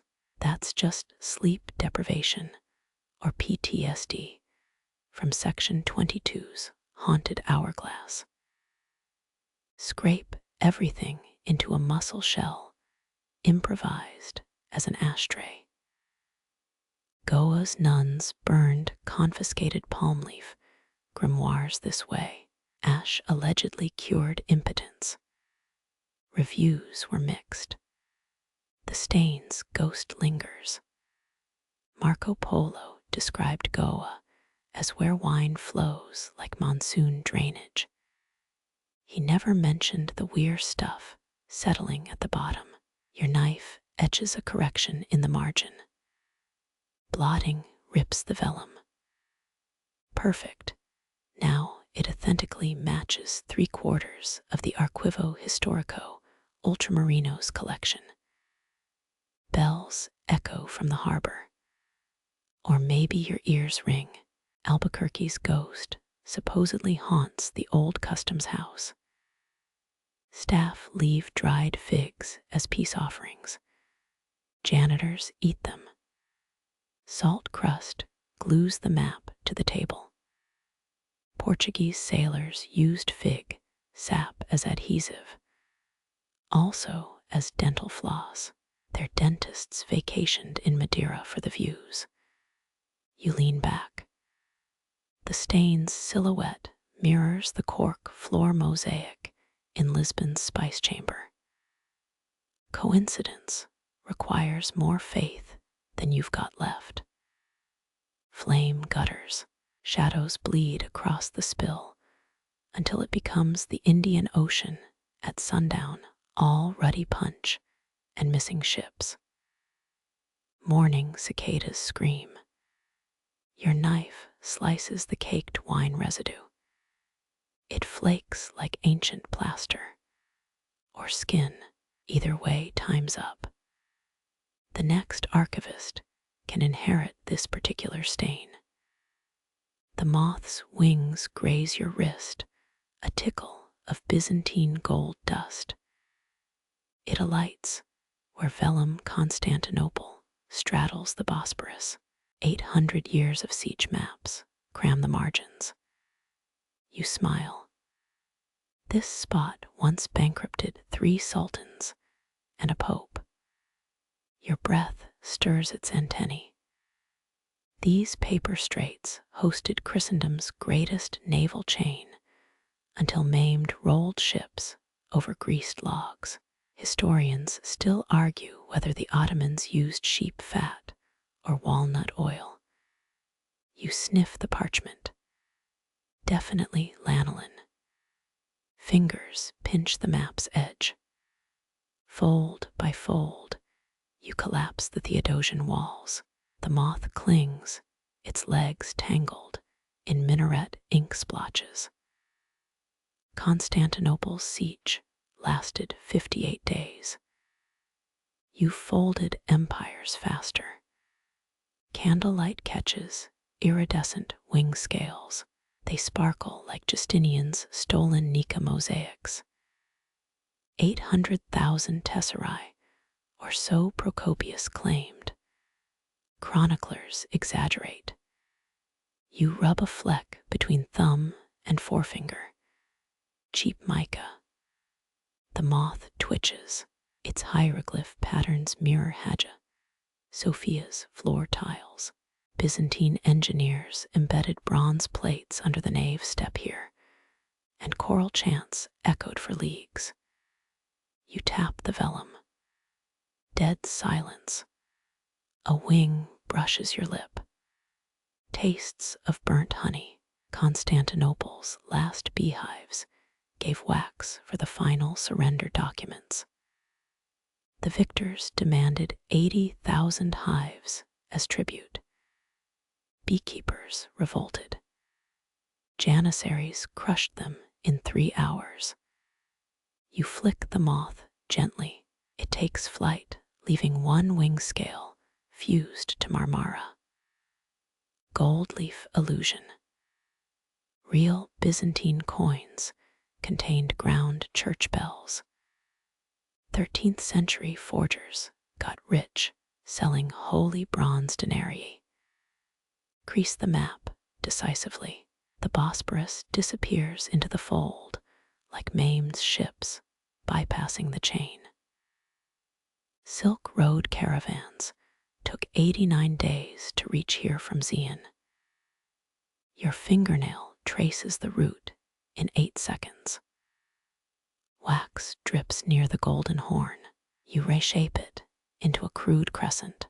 Ottoman sappers burrowed under these hills, their tunnels collapsing from Byzantine countermines. Records mention a tunnel duel with axes. 200 men entombed. The moth lands again, this time on your compass rose. Its shadow points toward vanished Venetian grain ships. Constantinople's granaries held 3 years of wheat. They burned in 6 hours. Rats still debate the menu. You unfold a corner. The moth scurries from advancing Ottoman inkblots. Its damaged wing leaves gold streaks across Thrace. 7th century silk merchants smuggled moth cocoons in pilgrim staffs. Byzantine silkworms funded the first naval chains. A wing scale floats into your candle's flame, pops like distant Greek fire. Constantine XI's final ride gets 10 pages in your footnotes, his armor stuffed with rose petals. Botanists identified 86 species posthumously. Fold the peninsula tight. The moth flees into the Aegean. Byzantium shrinks to a thumbnail smudge. You press the crease. Burnt vellum smells like 4th Crusade loot fires. Chroniclers blamed Venetian greed. Weather reports suggest a stiff east wind. Your knife splits the final fold. Blunted edge mimics Orban's cannon fracturing the walls. 72 days of bombardment. 58 days too many. Historians still whisper about that Genoese engineer's mysterious fee, 3,000 ducats, or 3 concubines. Candle smoke curls into miniature church domes. You blow them apart. The moth circles once, a fading patriarch's blessing, before vanishing into the cabinet's gloom. Constantinople sleeps now. Folded empires dream of ink and wings. Your palm meets the whalebone's ancient curve, still bearing grooves from the Leviathan's last migration. Portuguese navigators swore these ribs memorized latitudes. The ruler arches over the equator's inked line, its bend mirroring that bleeding horizon at dawn. You exhale. 300 years since some Basque harpooner carved this. Blubber stink long gone. Now it smells of mercury and doubt. Nails dig into porous ridges. This very bone once measured Portuguese Manila galleons hauling Mexican silver. Or so Lisbon's maritime museum claims. Whalebone rulers warped in humidity, which explains the navigational disasters of 1583. Historians still argue whether that summer's shipwrecks came from bent tools or drunken pilots. The answer gnaws holes in your vellum. Candle smoke stings as you align bone to parchment. Dawn's remembered crimson leaks through stern windows. 14-knot winds. 80 fathoms deep. The numbers blur. Last night's watered wine claiming revenge. You swipe at the ruler. It rocks, its curve kissing the Tropic of Cancer. Merchants used these bones for corset stays too. Ironies, a fickle mistress. Fingertips find a chip near Madagascar. 17th century whalers notched their kills here, 1 groove per voyage. 37 marks, 37 pods slaughtered. The bone remembers the count, even as ivory worms eat its marrow. Your thumb lingers on the deepest groove. a Moby Dick poster child. Melville would have added 3 more zeros. Vellum crackles under the ruler's weight. This equator's wrong. Not Vasco da Gama's, not Alfonso's either. Your compass needle twitches. Whalebone contains traces of magnetic minerals, they say. A captain in 1502 swore his ruler pointed true north during storms, drowned anyway. His logbook makes excellent kindling. Pressure splits a hairline crack. Amber oozes to seal the wound. Early cartographers used whale fat for glue. 2 parts blubber, 1 part tears. Your candle tilts. Golden resin pools around Zanzibar, burning a permanent monsoon into the map. Apologies to Swahili traders. The ruler warms as dawn's first rays hit. Biologists claim stored body heat lasts centuries. You press it to your cheek, still colder than Joe Ii's heart. His navy burned 30 such rulers after the Morocco disaster. Inquisition, flames smelled of barbecue. 1 edge fits the hourglass curve you drew yesterday. This whale once circled the globe before the Lisbon Butchers Guild turned it into a straight edge. Sea charts stayed wrong for decades. Ship captains complained their whalebone rulers kept trying to migrate. Your knife trims excess vellum. Shavings curl like pilot whales breaching. 19th century sailors mistook these curls for good luck charms. A museum in Nantucket displays 600, each labeled sea serpent scales. Fake. You flick one into the candle. The equator's ink bleeds under whalebone pressure. Magnetic variance, humidity, laziness. Cortez's pilots blamed moon-drunk whales for their papers warping. 60% of their fleet hugged Africa's coast, too scared to test the theory. Candle snuffed now dawn paints the cabin bloody. The ruler glows like lantern light through fins. You trace its spine 13 vertebrae fused by time and tide. Museum catalogs lie. This isn't a sperm whale's rib. Too slender, too curved, too deliberate. A gull cries outside. Your ruler seems to hum, 3 tones shifting with the light. 17th century codices mention bone sirens guiding ships through fog. Naval archivists chalk it up to moldy hardtack, but here, with salt crusting your lashes, and this crooked horizon, the song feels possible. You fold the map, whalebone creasing oceans into valleys. Its arc holds steady. Dawn bleeds through the lens of an empty rum bottle. The horizon outside mocks your vellum lines, eternally curved, infinitely patient, just like the whale that escaped Lisbon's harpoons by being never mind. Floorboards groan as you rise. The ruler rolls toward the table's edge, catching sunlight in its cracks. 109 patches. 109 repairs. Maybe Joe Ii's shipwrights weren't idiots.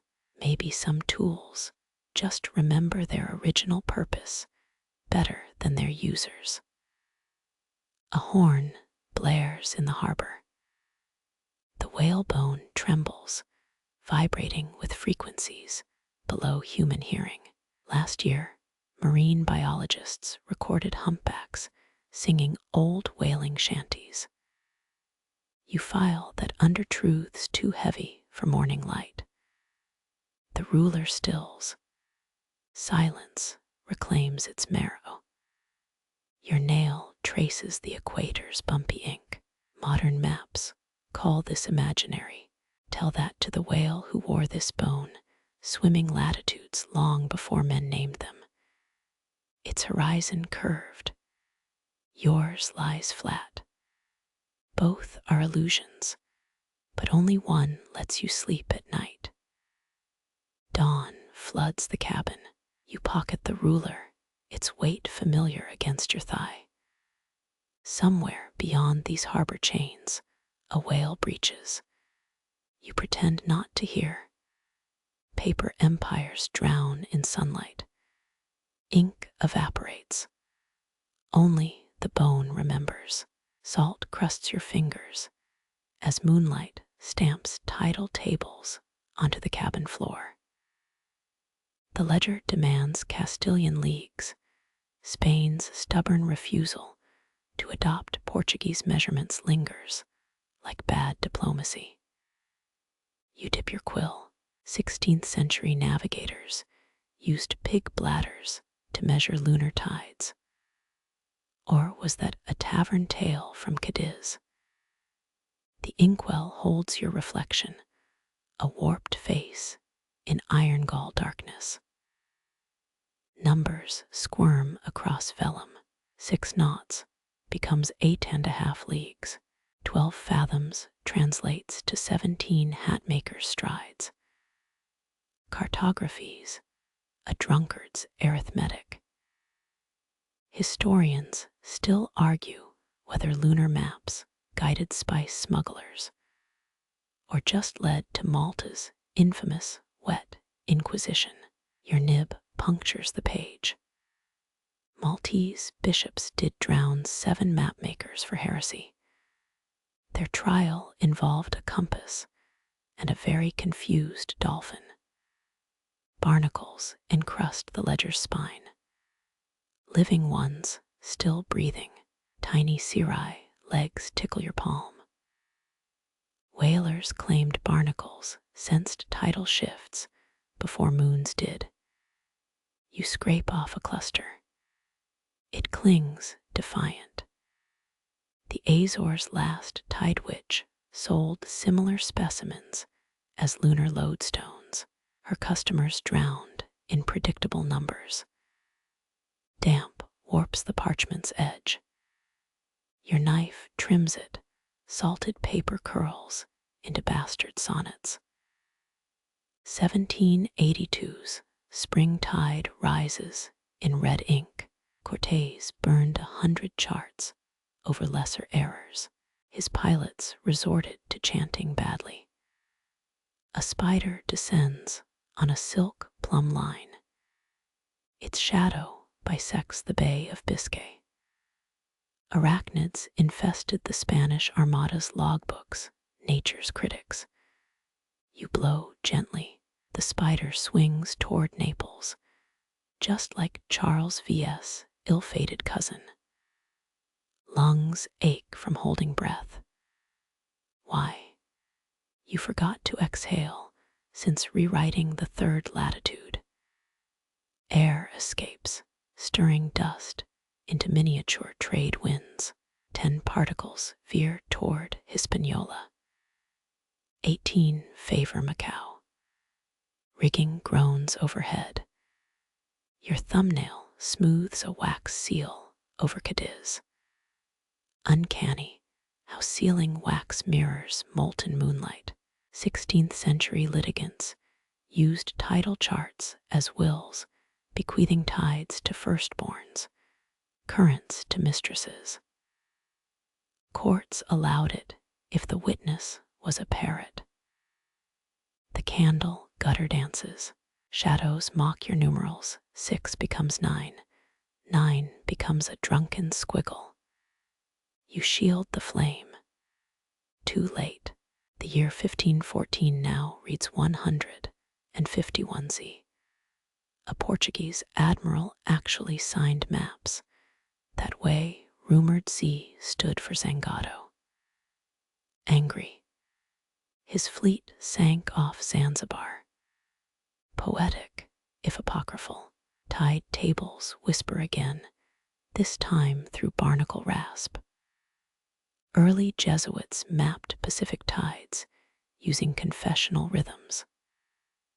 High tide matched forgiveness, low tide the weight of sins.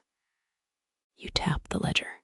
This explains Manila's flooded basilica, penitents queuing at spring tide. A moth carcass crumbles into the ink. Welcome to the crew, little navigator. 5 more leagues to nowhere. Your quill traces a glyph even you don't recognize. Phoenician, Manon. Someone's grocery list.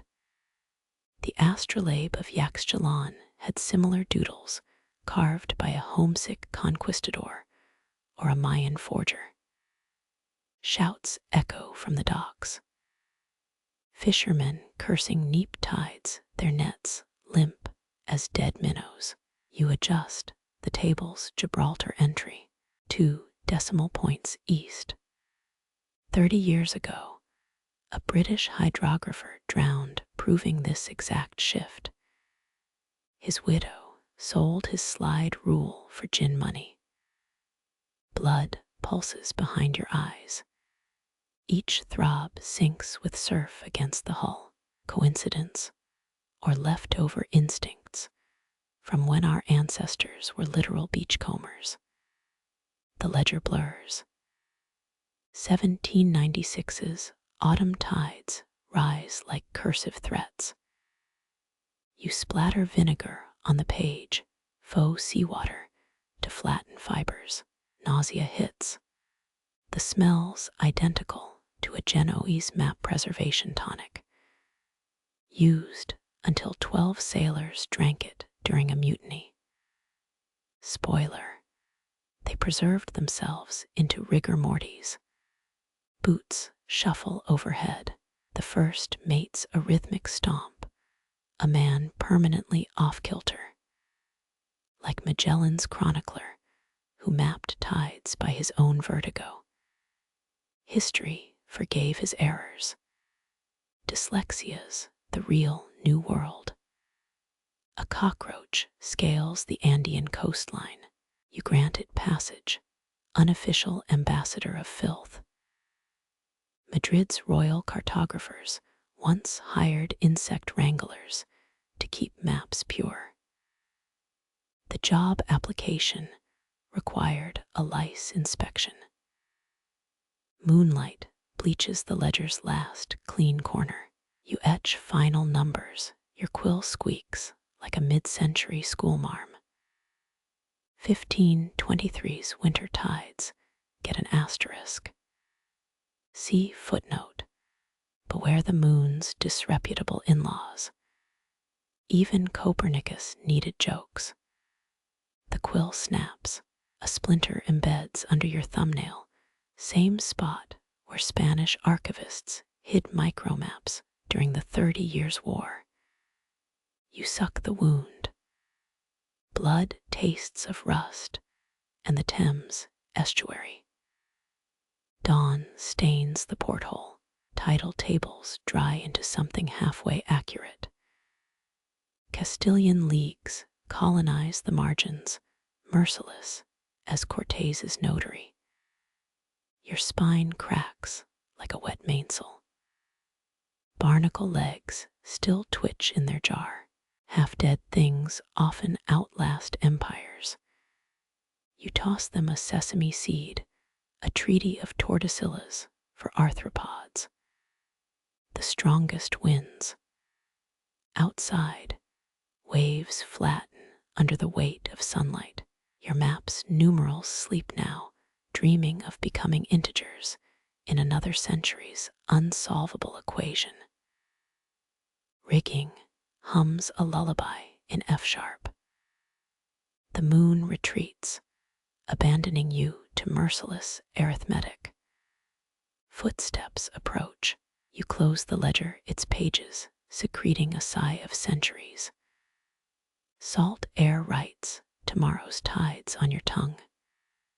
Translation: spit or swallow, it still drowns you. Moonlight paints Zanzibar silver, the island's outline warped, where a hair clings to vellum.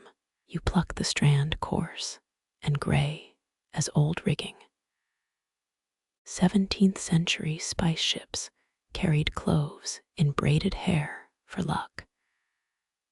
This smells of bergamot and false promises. Winding it around your finger stirs memories.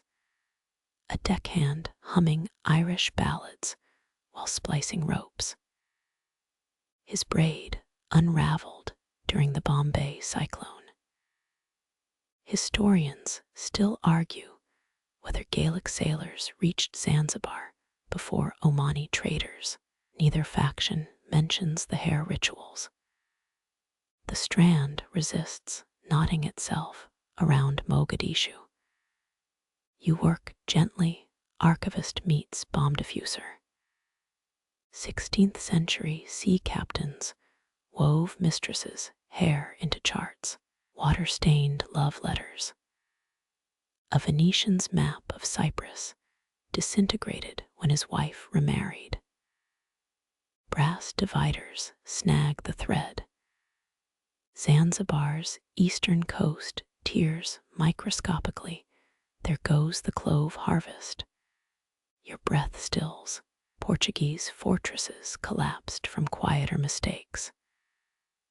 A 1612 navigational manual recommended shouting apologies to parchment. Worth trying. São Gabriel's ballast stones forgive easily, you mutter. The tear mends under spit-damp fingertips. Tastes like desperation and ginger tea. Zanzibar's sultans traded ivory for Yorkshire wool, an unbalanced exchange rate. The strand snaps. Gray coils float downward. You catch one, a noose tightening around the Cape of Storms. 18th century pirates hung miniature gallows from their charts. Whimsical threat. Real ropes. Beneath Zanzibar's label, brittle ink spelling Zangbar. A common misspelling, or deliberate. Linguists whisper it derives from Zank Albar Arabic for treacherous currents. Local folklore claims zebra stripes inspired the name. Zebras hate water. The hair thickens where it crosses monsoon routes. Your nail traces its path, a phantom trade wind. In 1499, Vasco da Gama's scribe described Skybeard's guiding ships. Scholars dismiss it as myopia. You're not so sure. Candlelight glints on the strands, split ends, split 3 ways, Mombasa, Muscat, Madras. A triangular trade even Euclid would scorn. 17 generations back, your great-grandmother braiding daughters' hair during the dry season. Each plait encoded tide patterns. Family legend says yes. Proof says maybe. You loop the hair around a quill. Tension smooths Zanzibar's coast into legibility. Ship logs confirm braided maps guided 3 Dutch galleons. Their cargo, tulip bulbs. Their fate, icebergs near Novia Zemlya. Not all traditions deserve revival. A sneeze threatens pepper dust from yesterday's ledger. You wince. The strand vibrates like a lute string. Zanj rebels once used hair-stringed instruments to signal raids. British ethnographers called it unorthodox telegraphy. Rebels called it survival. Midnight bells toll from the harbor. The hair quivers with each chime. Coincidence or rigor mortis, your earlobe remembers braids weighted with amber beads. A lover's farewell gift. The beads now line a bishop's reliquary, cheaper than forgiveness. Blowing the strand free feels sacrilegious. Like unmooring a ghost, you twine it into a Celtic knot, defense against critics. 19th century collectors paid premiums for maps with spiritual residue. Curators use gloves. You use guilt. Zanzibar glows, a cataract-ridden eye watching your theft. One gray hair won't destabilize empires. Tell that to Samson. Tell that to the bald Venetian doge who banned wigs after a map-induced scandal. Footsteps pause outside the cabin door. The strand cinches tighter. All great lies require tension. You slice it with a pearl-handled knife, inheritance from a great uncle who pirated geometry textbooks. The hair recoils into nothingness. Zanzibar lies pristine. No trace of salt or sentiment. Your lungs release monsoon air held since adolescence. The candlewick sputters, an aging chorus girl's final curtsy. Dawn's first ray bisects the Indian Ocean. Folded shadows hide the strand's absence. Somewhere, a woman adjusts her shawl, wondering why her braid feels lighter this morning. The quill slips. A spider leg crack races toward Malacca's pepper ports. You freeze. 16th century cartographers called these veins of regret. Your nail meets the split, vellum skin peeling back. Monsoon weather lives in the parchment's fiber.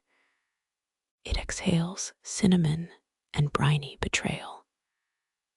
Pine resin bubbles over a spirit lamp. You dip a whalebone spatula, tools unchanged, since Afonso de Albuquerque took Malacca. His cannons still rust in the harbor mud.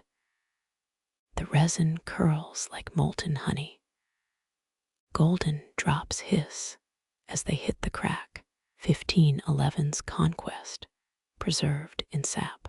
Historians still argue whether Portuguese navigators sealed maps for love of craft or fear of hexes. A tendril of smoke spirals upward. 5 centuries squirm beneath your palm. Sticky amber embalms merchant names erased by time. That's Nun's spice factor turned informant. There, Fernandez, ship's surgeon who boiled seawater into gin. Their ledgers fed galley stoves long ago. The resin cools too fast. You curse through linen gloves. Dutch rivals used turtle wax. Ming smugglers swore by hummingbird saliva. Your great-great-uncle's journal claims Malay sultans sabotaged maps with fermented fish glue, sniffing the hardening patch, no trace of herring. Small mercies. Malacca's coastline sets like a broken bone. You press a carnelian seal over the scar. Iberian silversmiths shaped these weights to match royal signet rings. Yours leaves a welt, resembling the strait's whirlpools. Your candle gutters, one wick left. Shadows dance across mendied parchment. The repair glistens like a slug's trail. Someone will curse your haste in 2224. Let them. 3 generations of your family mapped this passage, all died before 30. Tradition trumps tidiness. Outside, waves mimic cracked ribs against the hull. The resin darkens, amber swallowing monsoon breath, trapped since Magellan's ships burned brackish water for soup. Rumors claim the 1512 typhoons carried ghosts of butchered elephants. Portuguese garrisons roasted the beasts during sieges. Probable? No. Tastier than salted cod? Unquestionably. A resin bead hardens over Timor. Your fingertip prods it, warm-blooded for something dead 500 years. Malay pilots whispered that Mendied maps bred safer seas. Tell that to the Fleur du Mar that Carrack swallowed 10 tons of gold, and your ancestors' favorite hat. Dawn bleeds through bullseye glass. The repaired crack outshines the original ink. Vasco da Gama's ghost approves. Or maybe it's the myrrh fumes rotting your decorum. Either way, Malacca floats secure. For now, the spatula molds into resin, a fossil by morning. You pocket it. Future archivists will debate whether the stain came from pine sap or poor life choices. Let them. The map exhales, a sigh of camphor and closure. Salt crusts your lips. Sleep walks in on cat feet. Somewhere east, a resin tender in Malacca's ruins touches the same repair from below. Their candle flickers in sympathy. Time folds. The map breathes. The blade whispers through charred vellum, blackened edges curling like dead rose petals. Ash drifts across your sleeve. Each flake carries the weight of 13th century bonfires. You catch one on your tongue before thinking it tastes of forgotten alphabets. Baghdad's siege left ink rivers in 1258. Mongol saddles creaked with stolen manuscripts. The Tigris supposedly ran black for weeks, pages dissolving like sugar in tea. Your knife hesitates. These burns came later, a careless captain's lantern in 1692. History loves repeating catastrophes in miniature. The trimmed scraps become a snowstorm on your desk. Vellum cracks under steel, a sound like distant applause. Ottoman mapmakers once mixed battle ash into their ink, called it memory pigment. You blow debris from the cutting board. No grand statements today, just a pensioner's careful restoration. A flake clings to your eyebrow. Imagine it's a fragment from the house of wisdom, some star chart's final breath. More likely floor sweepings from a Macau opium den. You snort. The candle flame ducks. Blade meets parchment, where Africa bleeds into blankness.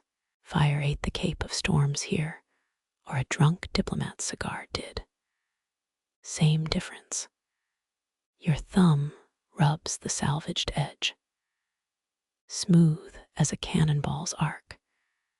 Sweeping debris into a lacquer box, it'll become someone else's mysterious artifact in 2124. Your great-grandfather sold spice roots as kindling.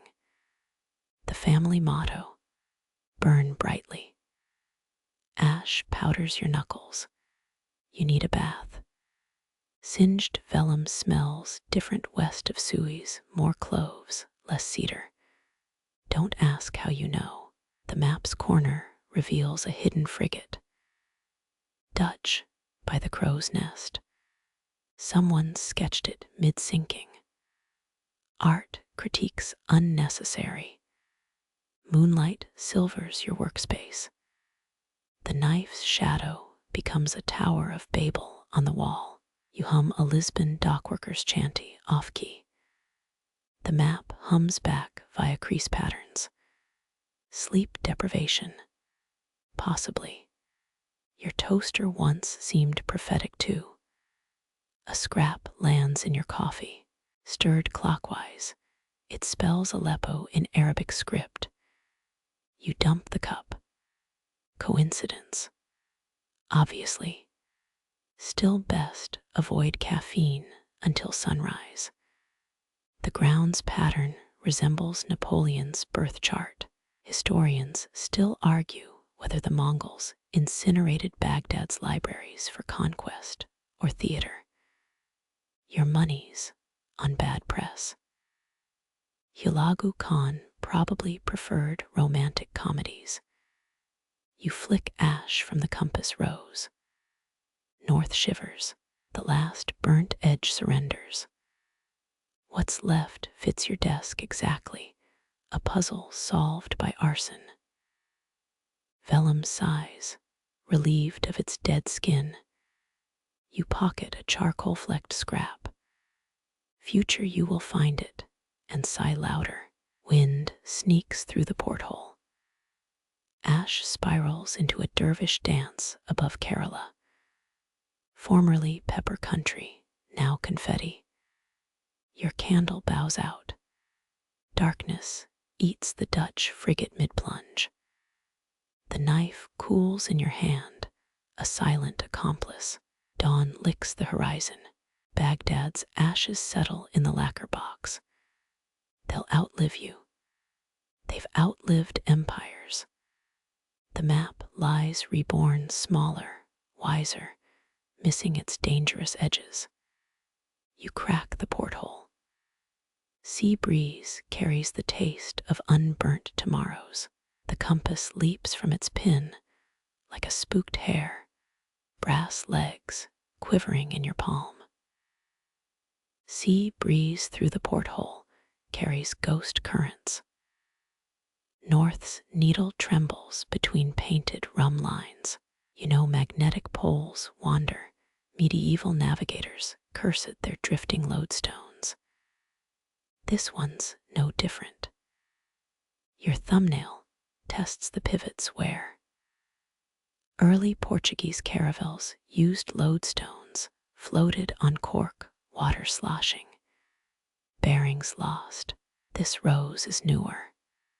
1705. Maybe. Pierre de Maricourt himself would mourn its loose screw. The needle twitches toward a varnish stain, pretending to be Greenland. Carry the damned thing to the gimbaled lamp. Iron nails in the ceiling beam pull its loyalty westward. Compasses lie more than diplomats. You flick the needle. It swings back, sulking. The ship's timbers creak, Armada oak still hoarding Spanish rust. Historians still argue whether Vinland's coast matches Norse sagas or cartographers' guesswork. You hum. Norse sailors used sunstones on cloudy days, celandine crystals catching polarized light. Found one once in a Dublin pawnshop. Made good salad dressing. Wipe the rose's face with linen. Grime reveals tiny fleur-de-lis French craftsmanship. Louis XIV's hydrographers favored this design. Their maps showed California as an island for 2 centuries. You spit polish a compass point. Regret it immediately. The pin's thread won't catch. Your blade's too thick for such delicate work. Remember that lockpick-turned embroidery needle in Goa. Gone. Sacrificed to mend fishing nets. Improvisation time. Break a quill. Trim the shaft. Jam it into the pivot hole. Needle balances like a drunk on a mainsail rope. Test spin. It pirouettes with drunken grace. North shimmies toward an empty vellum quadrant. Maybe it knows something. That stain could be Novia Zemlya, could also be mildew. A draught teases the candle. Shadows stretch the rose into a starfish. You press cold metal to your eyelid. Migraine prevention, or idiocy. The needle's tip snags a threadbare map edge caught like a harvest moon on a spire. Prise it loose. Blood blooms where brass meets thumbprint. 3 drops christen the Arctic void. Vikings would have called that an omen. You call it tetanus risk. The compass finds true north again, or near enough. Thread the pin through its brass heart. Tighten until the rose stops wheezing. 6 full rotations. Crewman's superstition says that summons St. Elmo's fire. You count 7. The needle stills. Candle wax seals the deal. Outside, waves gnaw the hull. Somewhere beyond the porthole's brine-crusted rim lies Thule, or Atlantis, or your lunch bucket. The compass points resolutely at a coffee stain shaped like Prussia. Close enough. You bolt it down. Northern void remains empty on the map. No monsters, no meridians. Just space for tomorrow's ghosts. The needle quivers. Patient. Certain. You blow out the candle. Let darkness be its guide. The candle resurrects with a sulfur curse. Its new flame licks at vellum, stained seaweed green. Tenebrist shadows swallow whole latitudes here, the Sargasso's realm, where maps confess their lies. Your fingernail traces algal tendrils inked centuries ago. Portuguese charts called this mare nostrum of weeds, a sea within a sea, becalmed by its own myths. You flatten the parchment. Its creases mimic the doldrums that stranded Columbus's crew for weeks. Historians still argue whether those sailors really ate leather rigging. They definitely drank their own piss. The map's kraken wears a crown of galleon splinters, tentacles posed like a heraldic hydra. Candlelight makes its sucker's pulse. One quill stroke defangs it. Your knife scrapes ebony ink into a dustpan 18th century squid parts. A joke forms about calamari. You abstain. The Sargasso breathes through the porthole, tonight wet and salt-trodden. Real seaweed out their knots ships, even now. NOAA tracks modern ghost vessels drifting there, Ford trucks rusting in the Gulf Stream.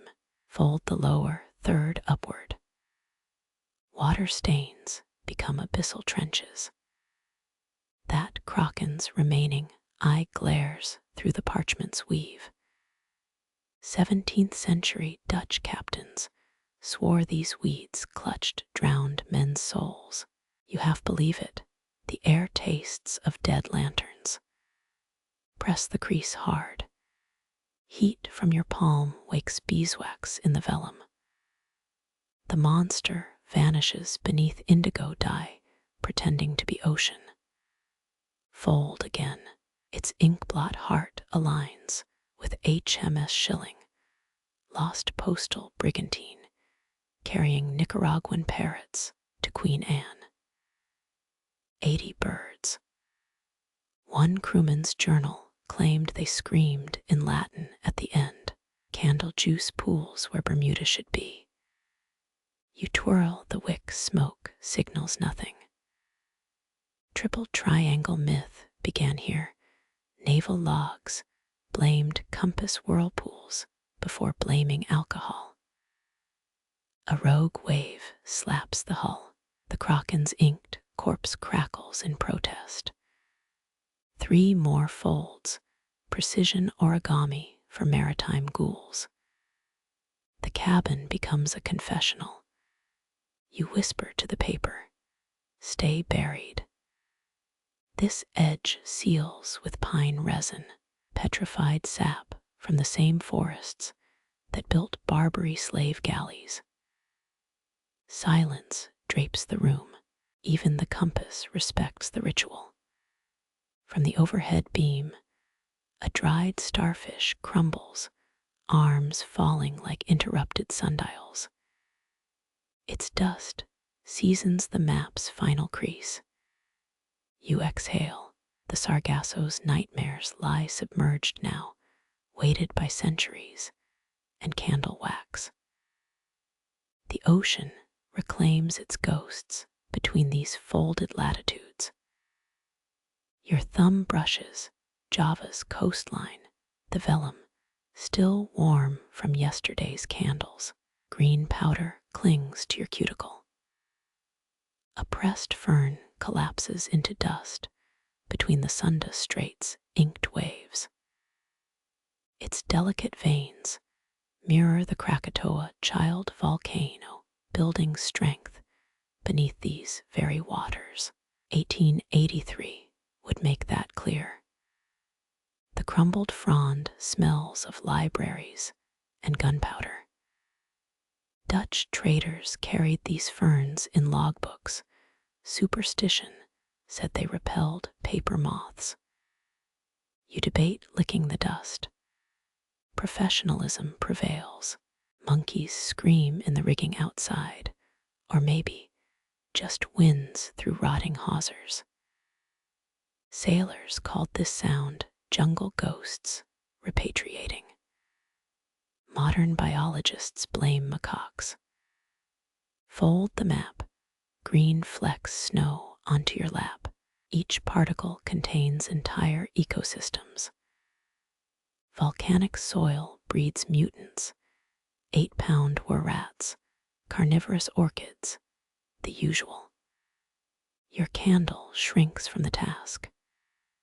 Shadows stretch the island into a Rorschach test.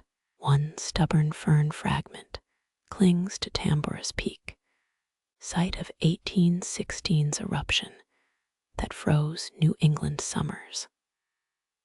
Frost-killed crops inspired Melville's whalers. You snort.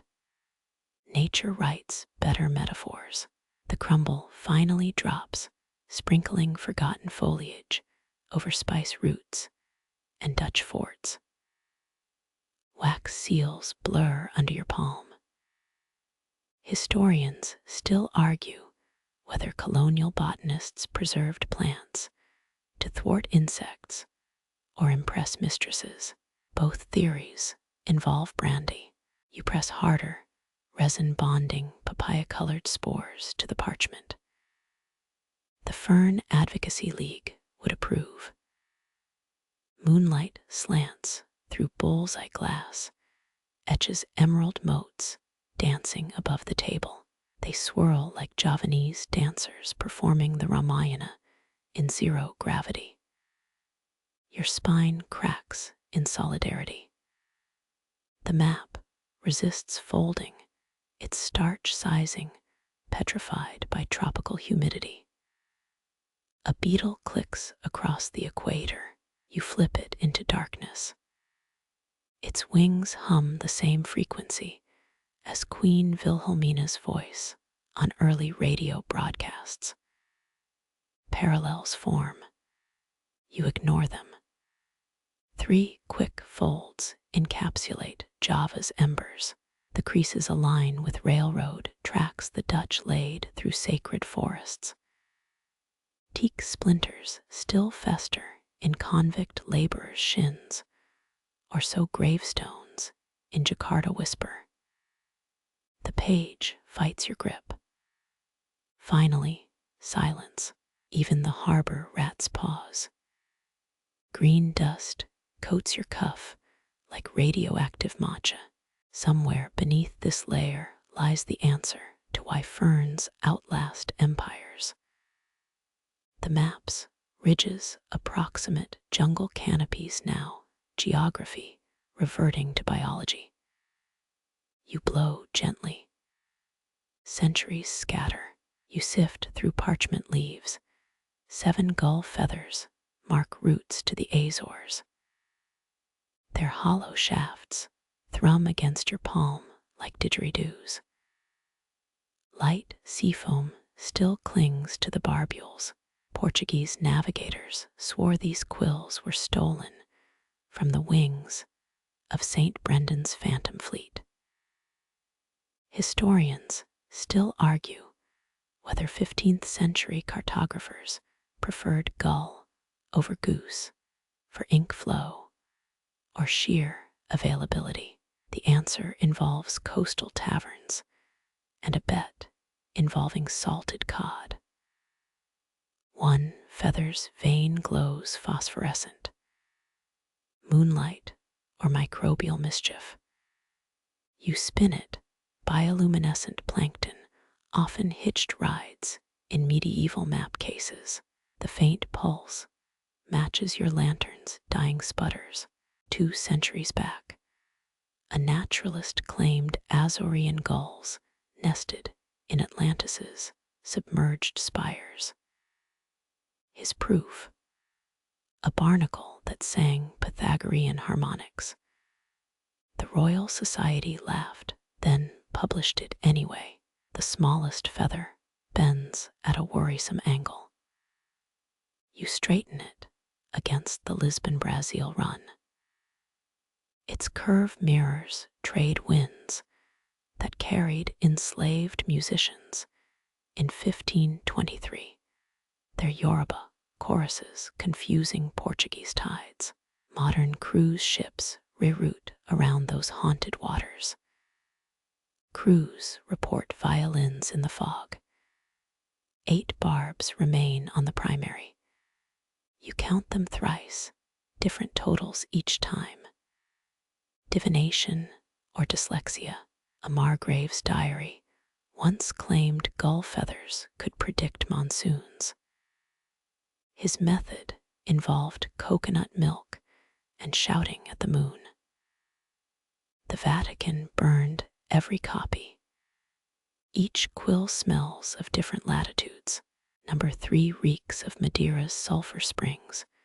Tourists still boil eggs there. Number 5 carries the iron tang of Barbary Coast cannonballs.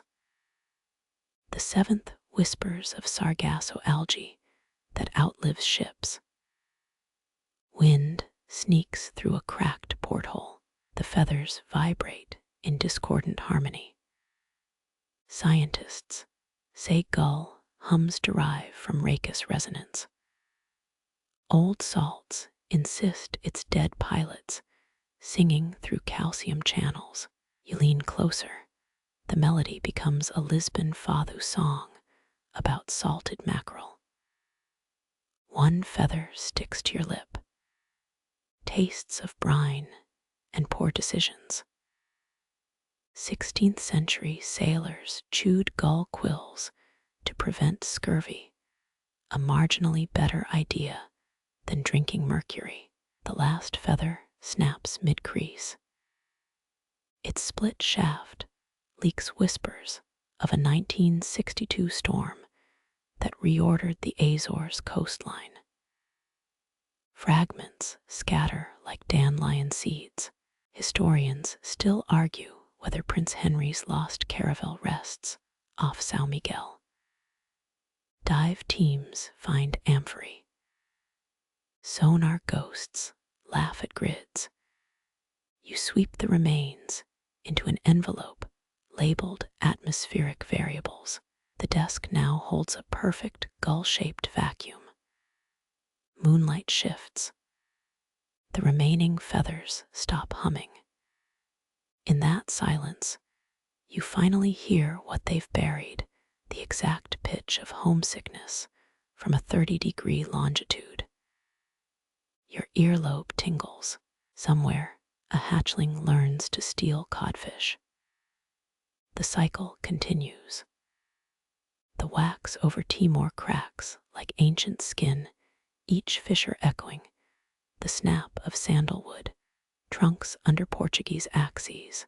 Your nail traces the amber seal's fracture lines. 16th century merchants boiled these resins to guard maps from monsoons, a trick learned from Macanese apothecaries. Historians still argue whether Timor's sandalwood forests fell to greed or Dutch sabotage. You dust away flecks of varnish. They stick to your cuticles, centuries of arboreal screams trapped in tree sap. Beneath the wax, Timor's coastline buckles into a fossil. Sandalwood oil once flowed thicker than silver here. Roman emperors burned it to mask arena deaths. A mainstream fact your 7th grade teacher omitted. The parchment resists unfolding. Its creases have memorized their chokehold. You press harder. The map whines, a sound heard only by archivists and termites. 3 warped letters surface. LIB. Historians love decoding such fragments. Was it liberation or libel? Crew logs suggest crews sang obscene limericks about Lisbon's viceroy here. The Vatican's censored version claims they chanted psalms. You know better, your great-uncle's diary mentioned a ballad involving a mule and a cardinal's hat. Moonlight glazes the hardened wax. For a heartbeat, it resembles Trajan's column. If Trajan worshipped sandalwood and tax evasion, a quirky tidbit floats up. Renaissance perfumers believed Timor's trees grew from Cleopatra's eyelashes. Utter hogwash, but profitable hogwash. The guilds sold vials labeled Pharaoh's sigh for 30 ducats an ounce. Your attempt to soften the wax fails spectacularly. The candle's too weak, like that one roommate who claimed to practice restraint with your fig preserves. Heat warps the coastline further. Timor now resembles a seahorse mid-birthing, or maybe a question mark. Appropriate. The entire spice trade boiled down to botanical Stockholm syndrome.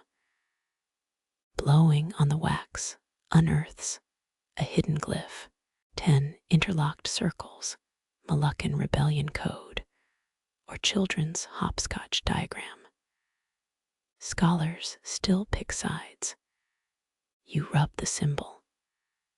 A grain of sandalwood lodges under your nail, scenting the air with ghosts of millennial-old groves. Your wristwatch ticks louder. Time's playing favorites tonight. The map's lower half remains fused, a paper glacier. You squint. Is that a coffee stain or the shadow of Carvalho's lost frigate? His crew allegedly drank sandalwood tea to purify brigantine-related sins. Diarrhea ensued. So did 3 excommunications. Pressure splits the wax crown. Timor divides into brittle archipelagos, a dismantled jigsaw. 5 tiny beetles escape the rupture. Grain weevils from Vasco da Gama's lunch. Entomologists found identical species in his great-great-nephew's trunk. Theory: stowaways outlast dynasties. Breath-stealing cold slithers in. The wax clouds your lung sees. Frost patterns bloom, fern fronds across the Indian Ocean. Oddly beautiful, if you ignore how glaciers gutted the Bengal spice run in 1602. Your teeth chatter. Sandalwood smoke once warmed dying sailors. Now you've got hypothermia and an unfulfilled warranty on that space heater. desperation strikes. You spit on the map, a trick from Macau's forgery markets. The parchment softens slightly. Timor unfurls a millimeter. Triumph. Then the spit freezes. Now it's a vellum popsicle. Classic. Through the frost, something glints. A gold leaf fragment spelling mutiny. Or maybe mutton. Context is everything. You exhale, a pathetic igloo breath. The frost retreats, revealing an inked date. 24 December 1524. Christmas Eve shipwrecks. The OG holiday disasters. The final crease surrenders with a sigh. Timor lies exposed, ragged as your last nerve. Sandalwood ports, reduced to ink blots. But there, west of the coast, a stain shaped like your birthmark. Coincidence? The universe enjoys cheap theatrics. Wind shrieks through the porthole. The map slams shut forever. Wax shards litter the desk like amber teeth. You pocket one. It burns through your coat, time's final joke. Outside, waves grind against the harbor. Somewhere, a sapling breaks through volcanic soil. 10 generations from now, it'll feed another empire's delusions. The cycle continues. Your needle pierces the vellum, a surgeon closing wounds on a ghost. Portuguese riggers used 27 stitches per fathom during typhoons. A mainstream fact you learned watching dockworkers mend sails. The thread smells of palm wine smuggled in Ottoman saddlebags. Each suture mirrors the cross-stitch pattern from João da Gama's Storm Log, page 46, where he claims a kraken's tentacle taught him the technique. Wind rattles the porthole, or maybe it's the spliced rigging of 1524 groaning through time. Historians still argue whether sailors preferred linen threads or strands pulled from their own hair. You choose silk, plundered from Marco Polo's apocryphal mistress, its sheen vulgar against the map's tobacco stains. The torn parallel at 33 degrees north resists alignment, like that one ex who ghosted you after borrowing your astrolabe. You wedge a whalebone ruler beneath it, inherited from a great aunt who charted coral reefs. Candlelight betrays mendied rips from 1804. London's mapmakers tried, erasing Napoleon's Mediterranean conquests here. 3 stitches in, the needle snaps. Typical. Renaissance navigators buried broken tools under the mainmast for luck. You toss the halves into a teacup, let future archaeologists panic. The replacement needles forged from Spanish plate armor, salvaged after the Armada sank. It leaves rust blooms along the latitude line. Fashionable patina, or so you tell yourself. Someone carved M+EL inside the ruler's curve, lovers or rivals. A quirky tidbit surfaces. Ship's surgeons once prescribed map mending for melancholy. Said the rhythm cured humoral imbalances. You hum a shanty about a mermaid's misplaced garters. The needle bobs in time. Rain taps Morse code on the roof. Each drop echoes the 100-year-old typhoon that scuttled the Santa Catarina, peppercorns floating where 50 men drowned.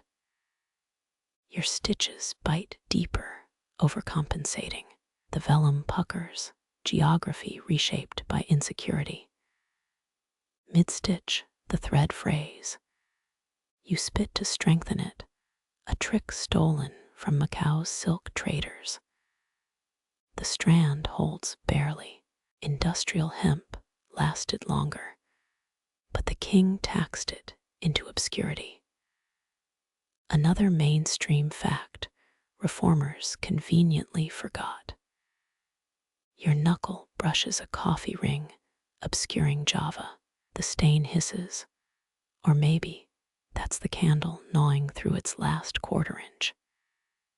You switch to backstitches near the Tropic of Cancer, revivalist technique from the Bombay Map Guild's scandalous 20-page manifesto.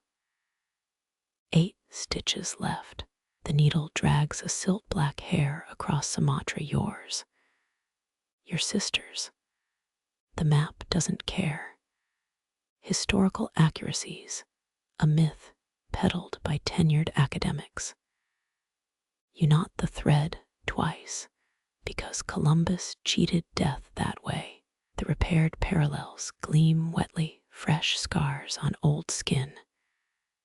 They'll stiffen by dawn, a living you and the mason bees in the cabin walls. Outside, waves slap the hull in thirds, a waltz missing its orchestra. You rub your palms, blisters mirroring the calluses on Da Gama's ledgers. Bells toll 3, ship's time, though your watch says midnight. The hour Admiral Albuquerque band compasses for sorcery during new moons.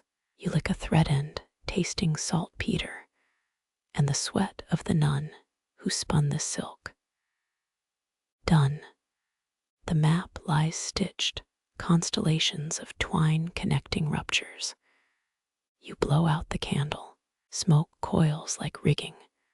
Burned at Manila, 1693, when rebels torched 3 galleons for contained gunpowder recipes. Darkness hugs the cabin, thick as caulk between planks. Your pulse sinks with the tide's retreat, each beat a repaired knot holding the world together. Your fingertips graze vellum ridges, coral reefs fossilized into parchment grain.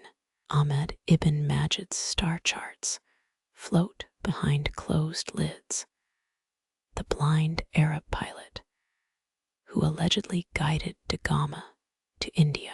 Mainstream history credits their chance meeting in 89-8, though no Portuguese logs confirm it.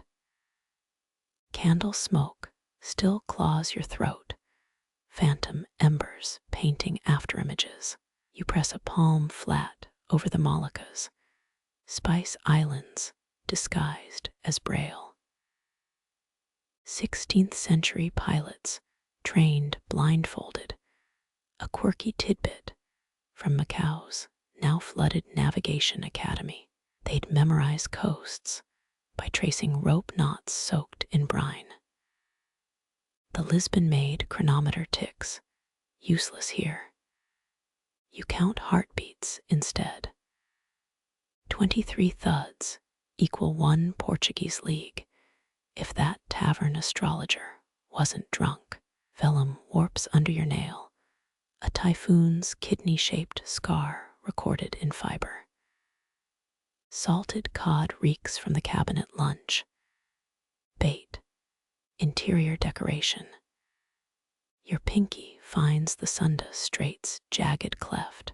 Blindfold drills taught you this, reading latitudes through callous memory.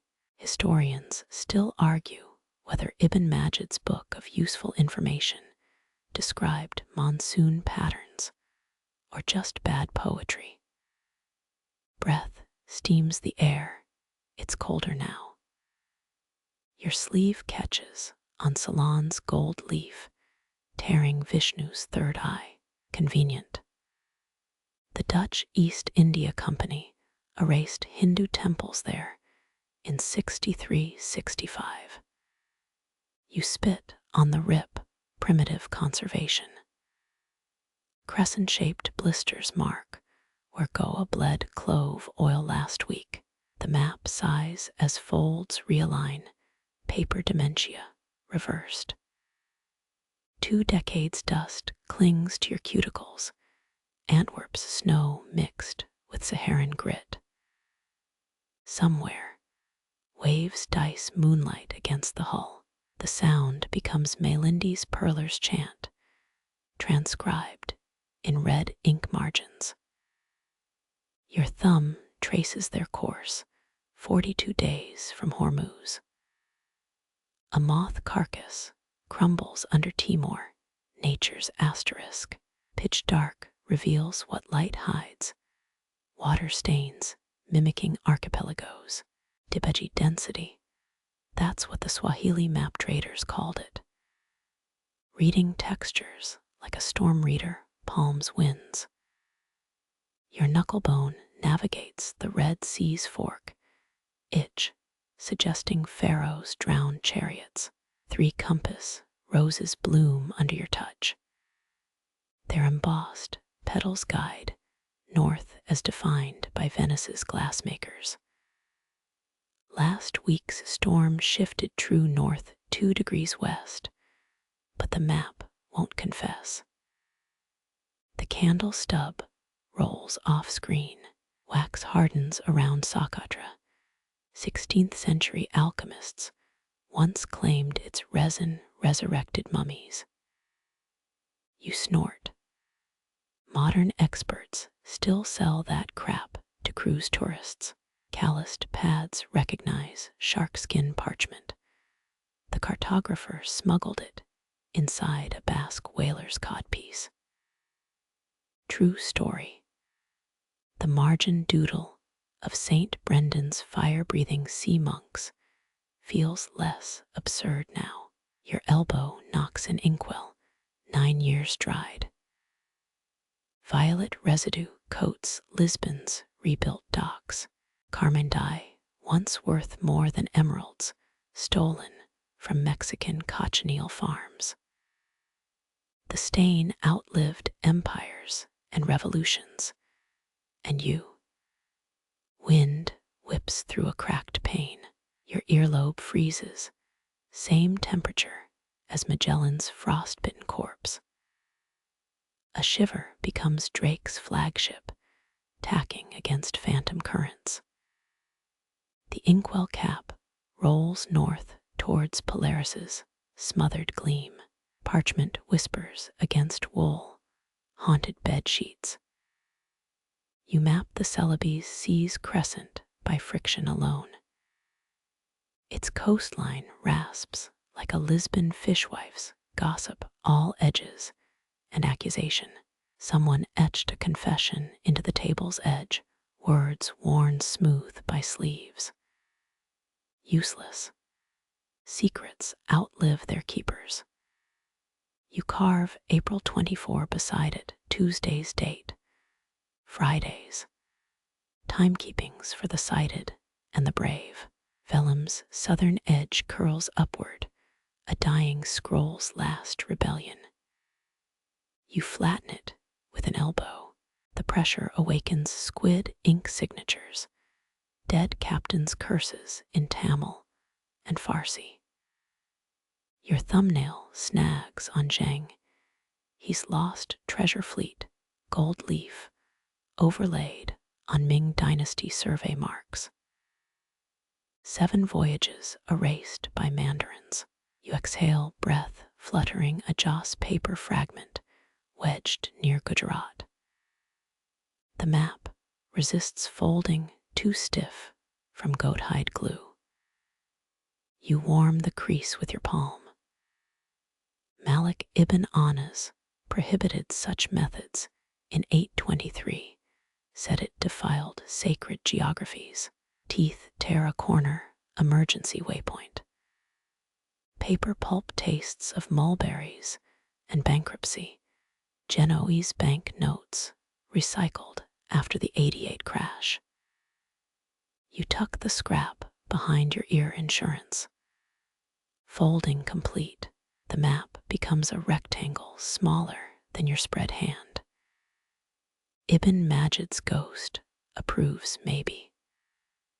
Scholars insist he died before da Gama rounded the Cape. But midnight has flexible rules. Candle wax cools into a soapstone replica of Elmina Castle. You pocket it, souvenir or anchor. The chronometer chokes out 4 bells. Waves now mimic Venetian oarmasters counting strokes. Night's ink stains everything, even the silence. You lean back, spine cracking like a caravel's mainyard in winter. Somewhere, a blind pilot sings forgotten latitude hymns. You hum along off-key until the stars gutter. Roof beams creak disapproval. No matter, dawn's already etching tomorrow's map onto your closed eyes, coastlines drawn in retinal afterburn. You navigate toward that flicker, hands steady, pupils wide as uncharted straits. A fleck of gold leaf clings to Ceylon warmer than the candle's dying sputter. Your nail catches its edge. 16th century gilders used honey mixed with pulverized peridot. The residue still smells faintly sweet, like Lisbon's lost confectionery quarter. Wind howls through timber joints. You press the gold fragment flat, its heat blooming through calluses. Historians agree the Dutch seized Ceylon's cinnamon coasts in 638. Few mention the Sinhalese king's last procession, 300 war elephants draped in temple silks. The gold warps under your touch, becoming a molten sunset over Serendib. Legends claim that final elephant carried moonstones for Candy's temple eyes to watch foreign invaders. You've seen those stones in Amsterdam museums, labeled mineral curiosities. No mention of stolen guardians. Your pinky traces Trincomalee horseshoe harbor. The vellum, here's reinforced with silk. Dutch East India Company's attempt at immortality. Fringe theorists swear they wove strands of that sacred elephant's hair into the fibers. The map prickles real or imagined. Moonlight glazes the cabin. Ceylon's contours rise like a bas-relief under your palm. 16th century Portuguese called it Taprobana, a misreading of Tamil fishermen's chatter. You grin. Some mistakes outlive empires. A splinter snags your sleeve. When you pluck it free, the gold flake drifts downward, Ceylon now haloed in candle smoke. 20 years back, a Colombo bartender swore the last procession, elephants wept tears of molten gold. His proof, a dubious ingot stamped with a pachyderm's profile. Breath mists the Indian Ocean. You rub the vapor circle, a temporary monsoon over Gala. Historians still argue whether that elephant parade marked surrender or a king buying time to regroup inland. The map offers no receipts. Your earlobe buzzes, old concussion from falling rigging. The sound becomes Candian drummers pacing those elephants. Palace records cite 777 drummers, though math suggests they invented the number for cosmic symmetry. You tap a backbeat on the table, woodworms answer in Morse code. The gold leaf curls again, defying your attempts at preservation.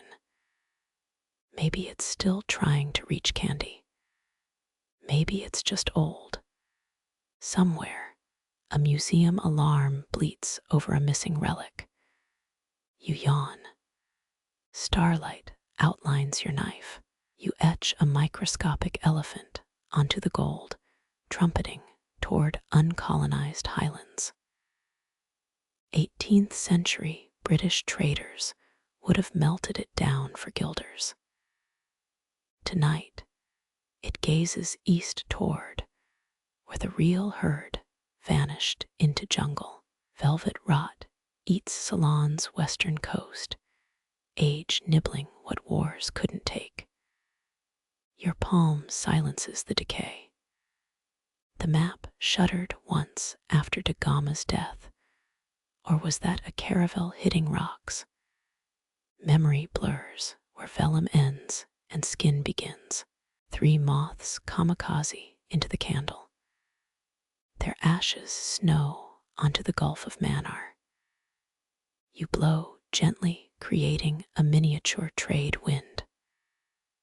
The gold flake trembles, a gilded elephant migrating across Mercator projections. Dawn bleeds through the porthole. Your finger withdraws from Ceylon, leaving a sweat print where the Mahaweli River should flow. Modern ships use GPS to dodge these reefs. You prefer the ache in your joints, nature's tide charts. The gold winks once, then dims as sunlight conquers candle glow. Somewhere in Kandy, temple drums echo through monsoon drains. Here, your knife seals the map's final crease, tucking Ceylon into paper twilight.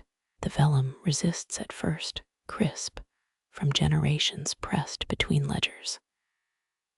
Your thumbs find the central valley, an Indus river of creases, and push. Paper cartilage rises between your palms, the map becoming anatomy. Lead seals clink like distant rigging.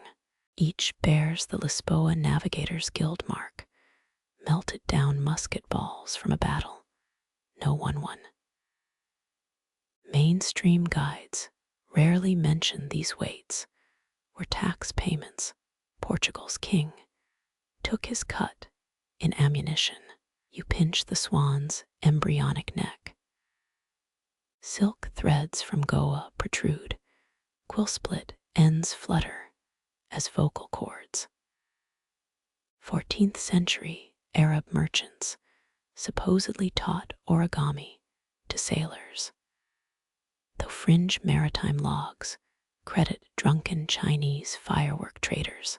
The belly fold consumes Malacca. Its spice roots vanish into the swipe of your sleeve. Historians still argue whether medieval navigators oriented maps toward Mecca out of faith, or because Ptolemy's coordinates skewed that way. You cock the swan's head accordingly. Let them debate your creases. Wax pools in the wing joints. It's the good stuff, beeswax from Algarve monks, not that rancid tallow Vasco's crew used. A bubble bursts, scenting the air with hive summers. Your knife trims feather edges. Parchment snow collects in the compass, Rose's depression. One seal slips, plummets into shadow. That'll be Joe's problem, come tide change.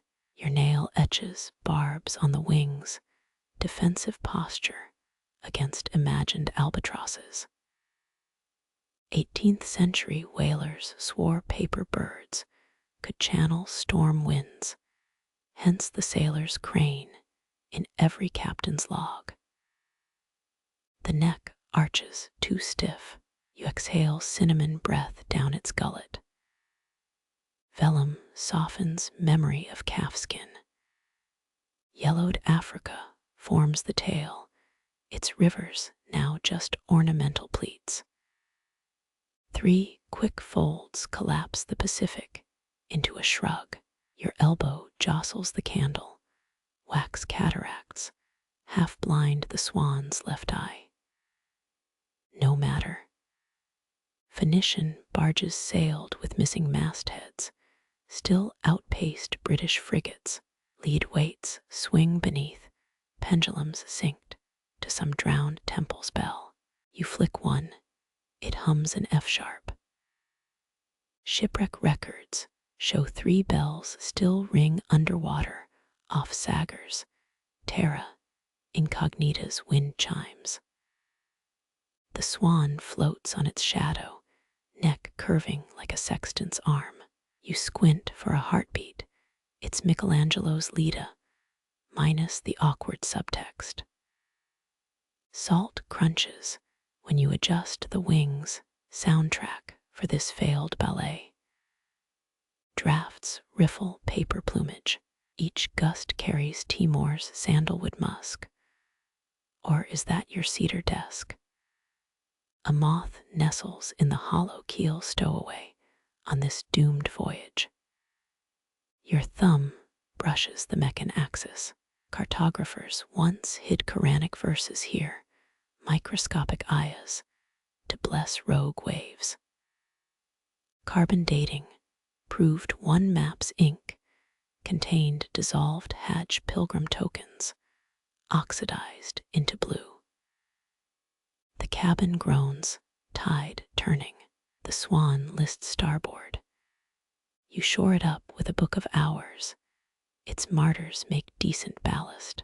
16th century hymnal margins overflow with doodled carracks, monks daydreaming of escape. Moonlight gilds the wings, transforming cargo manifests into poetry. Pepper becomes a wingbeat. Burlap softens into down. Your breath hitches. When did maps stop rhyming? The final crease bisects the rub, Al-Khali. Bedouin traders called those dunes the Allah's accordion, right before dying of thirst. You play the folds, sandless silence answers. Dawn soaks through the porthole. The swan's shadow molts across 3 kingdoms, Byzantine hoofprints. Tomorrow's humidity will warp it into abstraction. Tonight, it's perfect, if slightly cross-eyed from wax drippings. You snap a threadbare sailcloth over your creation, gently as tucking in a stillborn.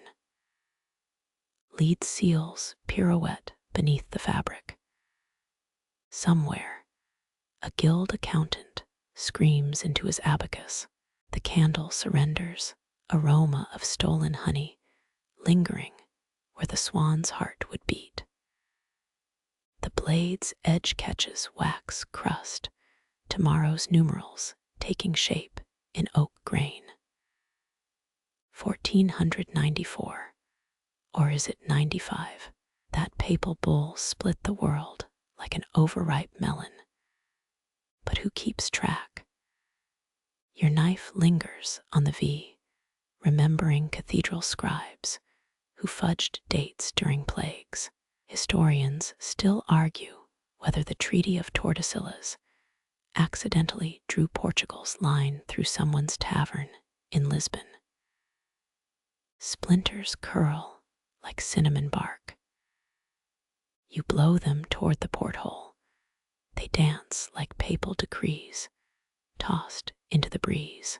16th century sailors swore captains timed these carvings to high tide, wood soaked in brine held dates longer. The almanac disagrees, its pages swollen with forgotten saints' days. One chip lands in your lapel, tiny rebellion against precision. You carve deeper through whorls that once circled as tree rings. Dendrochronologists would weep if they weren't busy carbon dating Columbus, toenail clippings. The X comes out crooked, an unintended tribute to Magellan's lazy eye. Your thumbnail tests the groove, roughness echoing Aztec roads paved with volcanic glass. That's the thing about dates. They're just scars that agreed to mean something. Candle wax pools in the fresh-cut ivy, the flame gutters. Suddenly 1974. Your father teaching you whittling under lemon trees. 40 years evaporate scent of citrus sharp as the blade in your fist. You etch a tiny caravel beneath the numbers, mast tilting like a drunkard's hat. Portuguese kings once branded such doodles as treason better to sink ships than mockery. The wood accepts your vandalism, greedy as a confessional. Dawn licks the eastern groove, your tomorrow already someone else's yesterday. Tallow smoke stains the VII into a smudged birthmark. You wet your finger, rub, until the final numeral shines like wet gunpowder. A cockroach navigates the date's topography, antennae brushing centuries. 7 for the seas, 6 for Lisbon's hills, the rest hovering between math and prayer. Knife sheathed now, its cool weight familiar as a spyglass. The table bears its wound. Quietly, future archaeologists will call this ritualistic. Let them. You know the truth, some nights. Chronology is the only thing you can puncture. Fringe theorists claim every date carved here weakens Lisbon's foundations. They whisper that when the count reaches 1500, the city will sink beneath its own history. Your blade taps the IX. One more digit won't hurt. Ship bells clang in the harbor. Time's hungry children. The table's fresh scar drinks shadow patient as a sundial. Your thumb traces roots only blind woodworms will follow, cartographers of decay. Wind sneaks through caulk, turning the date into a flute. It plays a shanty about lost hourglasses. You hum along, knowing full well sand always favors the bottom half. 300 years from now, a conservator will mistake your knife, marks for carpenter's tally. They'll write papers about 16th century furniture tax records. You carve a tiny frowny face in the O of 149. Let future academics puzzle over Renaissance emojis. The candle dies mid-gutter. Doesn't matter, you've memorized this darkness. Fingertips read the date Braille style. 1490 something. Close enough for empire building. Somewhere below decks, a rat drags a communion wafer into the date's deepest groove. Feast day of Saint Stubborn, patron of bad decisions and dry ink. Your knife wasn't sharp enough for permanence. Neither were the stars, their positions as negotiable as border treaties. But here in the grain, in this wound that smells of fresh-cut futures, you've anchored something.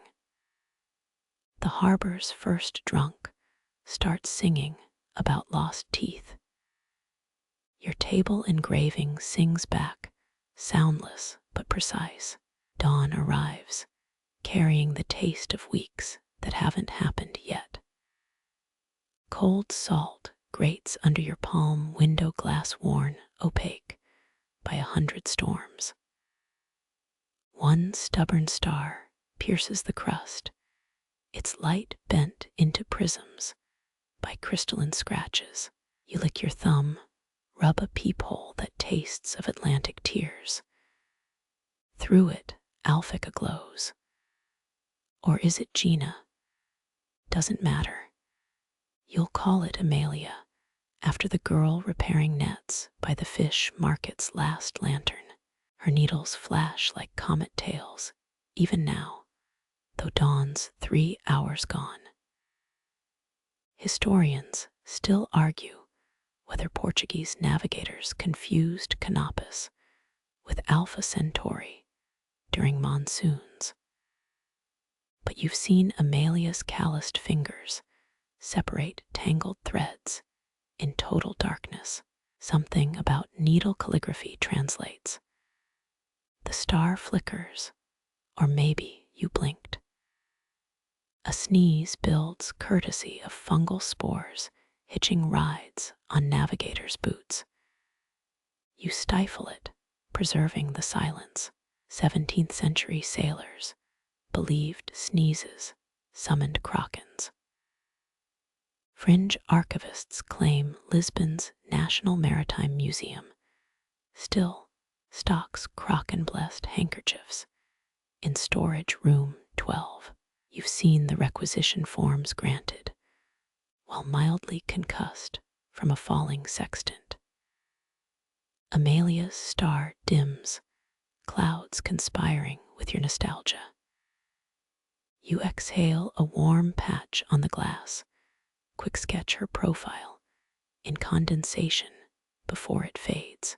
The curve of her ear becomes the Bay of Bengal. The slope of her neck, the African coastline Bartolomeu Diaz swore he'd rename for his mother. Someone coughs on the pier, sound carrying like a foghorn. Your candle died hours ago. Its final act was tattooing your wrist with wax. You pick at the shape, a lopsided turtle, or maybe Goa. Hard to tell with degree burns. The star vanishes, you hold your breath. 5 seconds. 10. Shipwrights in Saggers once timed eclipses by how long apprentices could stay conscious. You make it to 18, a personal best, before ragged inhales fog your view again. 7 brass nails hold the window frame together, rust blooming around each like metal bruises. You count them backwards, stalling. 7 for Prince Henry's failed voyages. 6 for the wives he didn't wed. The last nail bent during a tantrum about Venetian glass tariffs twists upward like a bishop's crook. Amelia's voice sneaks through the cracks, humming a Fathu tune about widows and haddock. Or maybe that's rigging slapping against masts. Hallucinations blur with reality after your 4th day awake. You press your forehead to the glass. Let the chill numb your 3rd migraine. The star reappears, trapped in a salt diamond. You map its position relative to the window's wormholes. Stellar navigation via wood rot.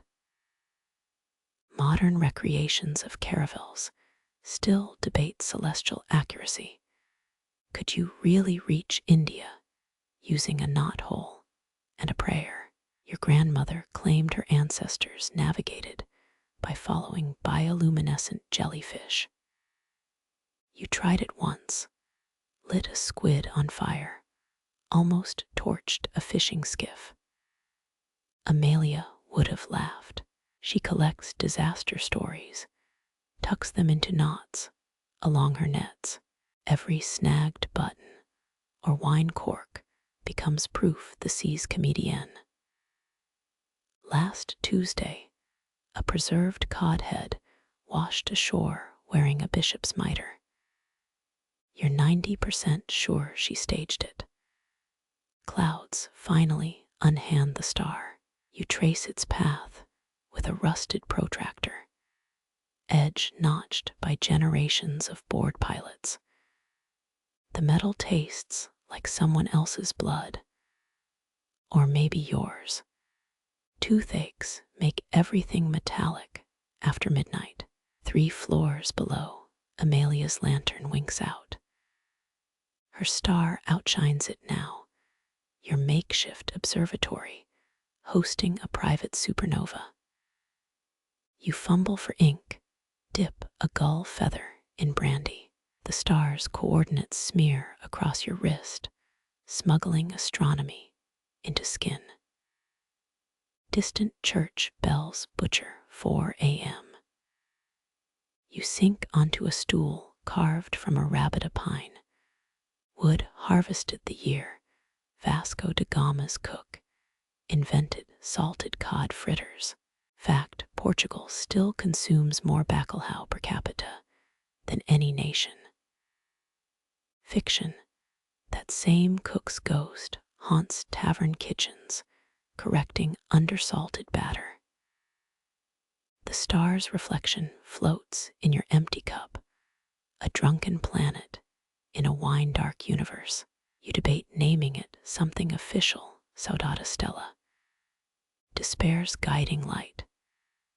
Then recall Amelia's smirk when you mispronounced celestial.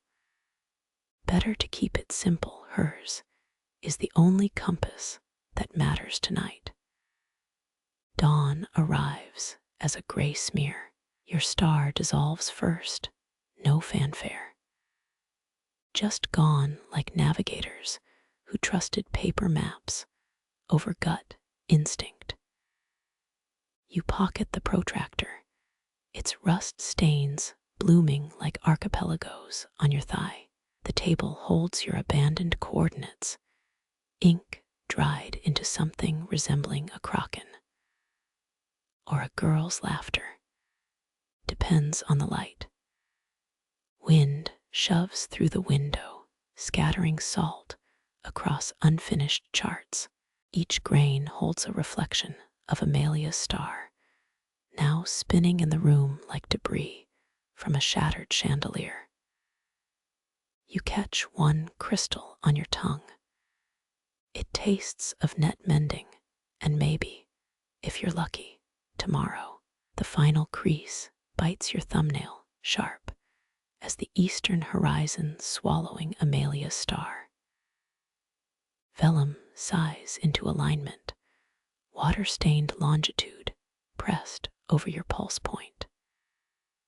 Some navigators swore maps breathed with their makers. Yours exhales cinnamon and ship rot. Candle smoke unravels overhead, charcoal tendrils spelling coordinates you dare not memorize. Historians still argue whether Fernão Vaz Dourado intentionally skewed his Indian Ocean maps to confound rivals. You blink, the numbers shift. Now they mirror the freckles on Amelia's shoulder blade.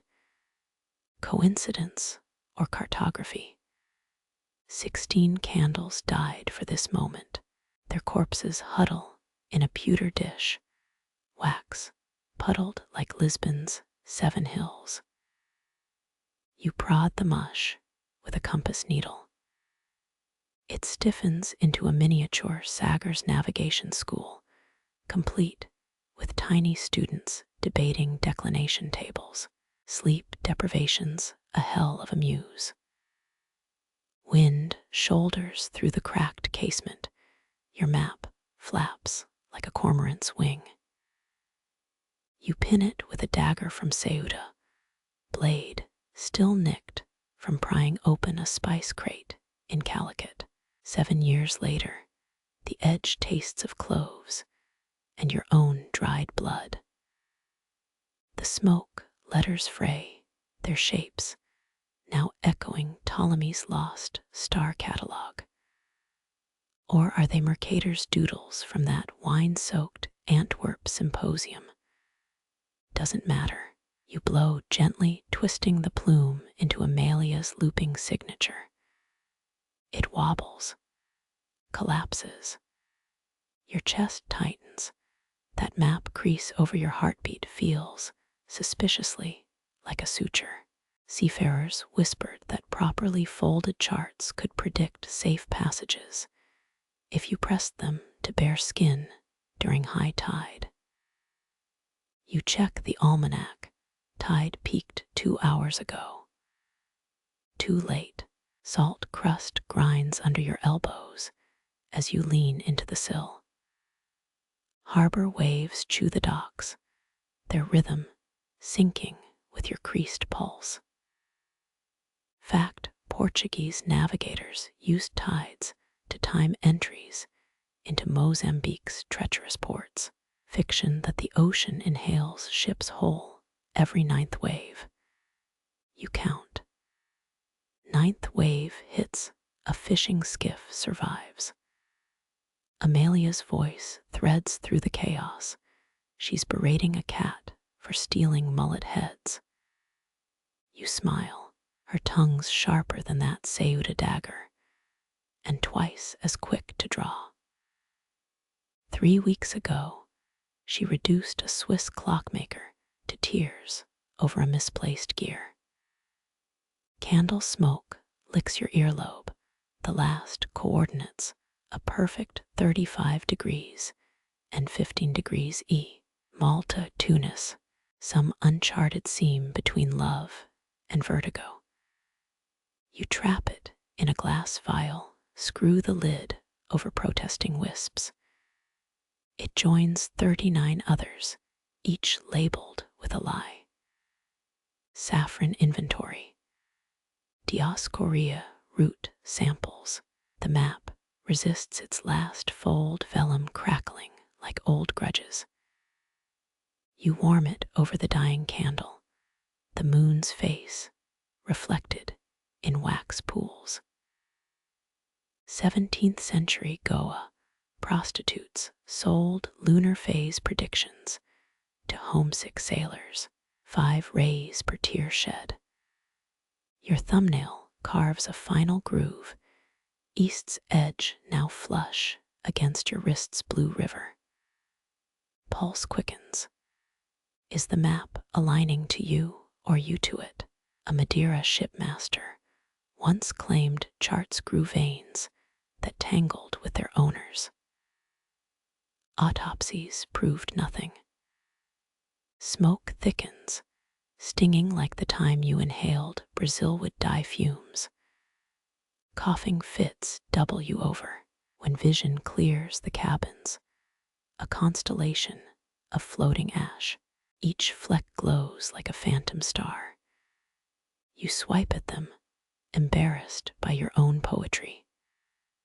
Amelia's laughter floats up, a comet tale of scorn and sea bass. She's found your failed breakfast, a bacalhau pancake petrifying on the stove. You wince. Portugal's cod obsession broke Viking trade monopolies, yet somehow couldn't teach you to debone fish. The map hums waiting. You press both palms onto its whispering surface. For 8 heartbeats, the world contracts to vellum and Venus rhythm. Then nothing. No epiphany. No ghostly armadas. Just a grease stain resembling your mother's profile near the Azores. Candle surrenders, wisping one last number sequence. 31. 419 degrees N. 31. 3799 degrees E port sets coordinates. Or the exact location your courage failed last monsoon season. Glass cracks, the vials too small for such truths. Dawn's first blade shears the horizon. Your map becomes a paper corpse, edges curled like dead spiders. You bury it in the chest beneath Malika's nutmeg and waterlogged love letters. The lock clicks, key tossed out the window. Let the gulls debate its worth. Amelia shouts your name, a dagger in the fog. You turn. The horizon aligns east with your ribs, twin compasses spinning. Somewhere, smoke coordinates dissolve. Somewhere, a girl rethreads her net with kelp twine and forgiven lies. The tide exhales, carrying your heartbeat toward deep water unknowns.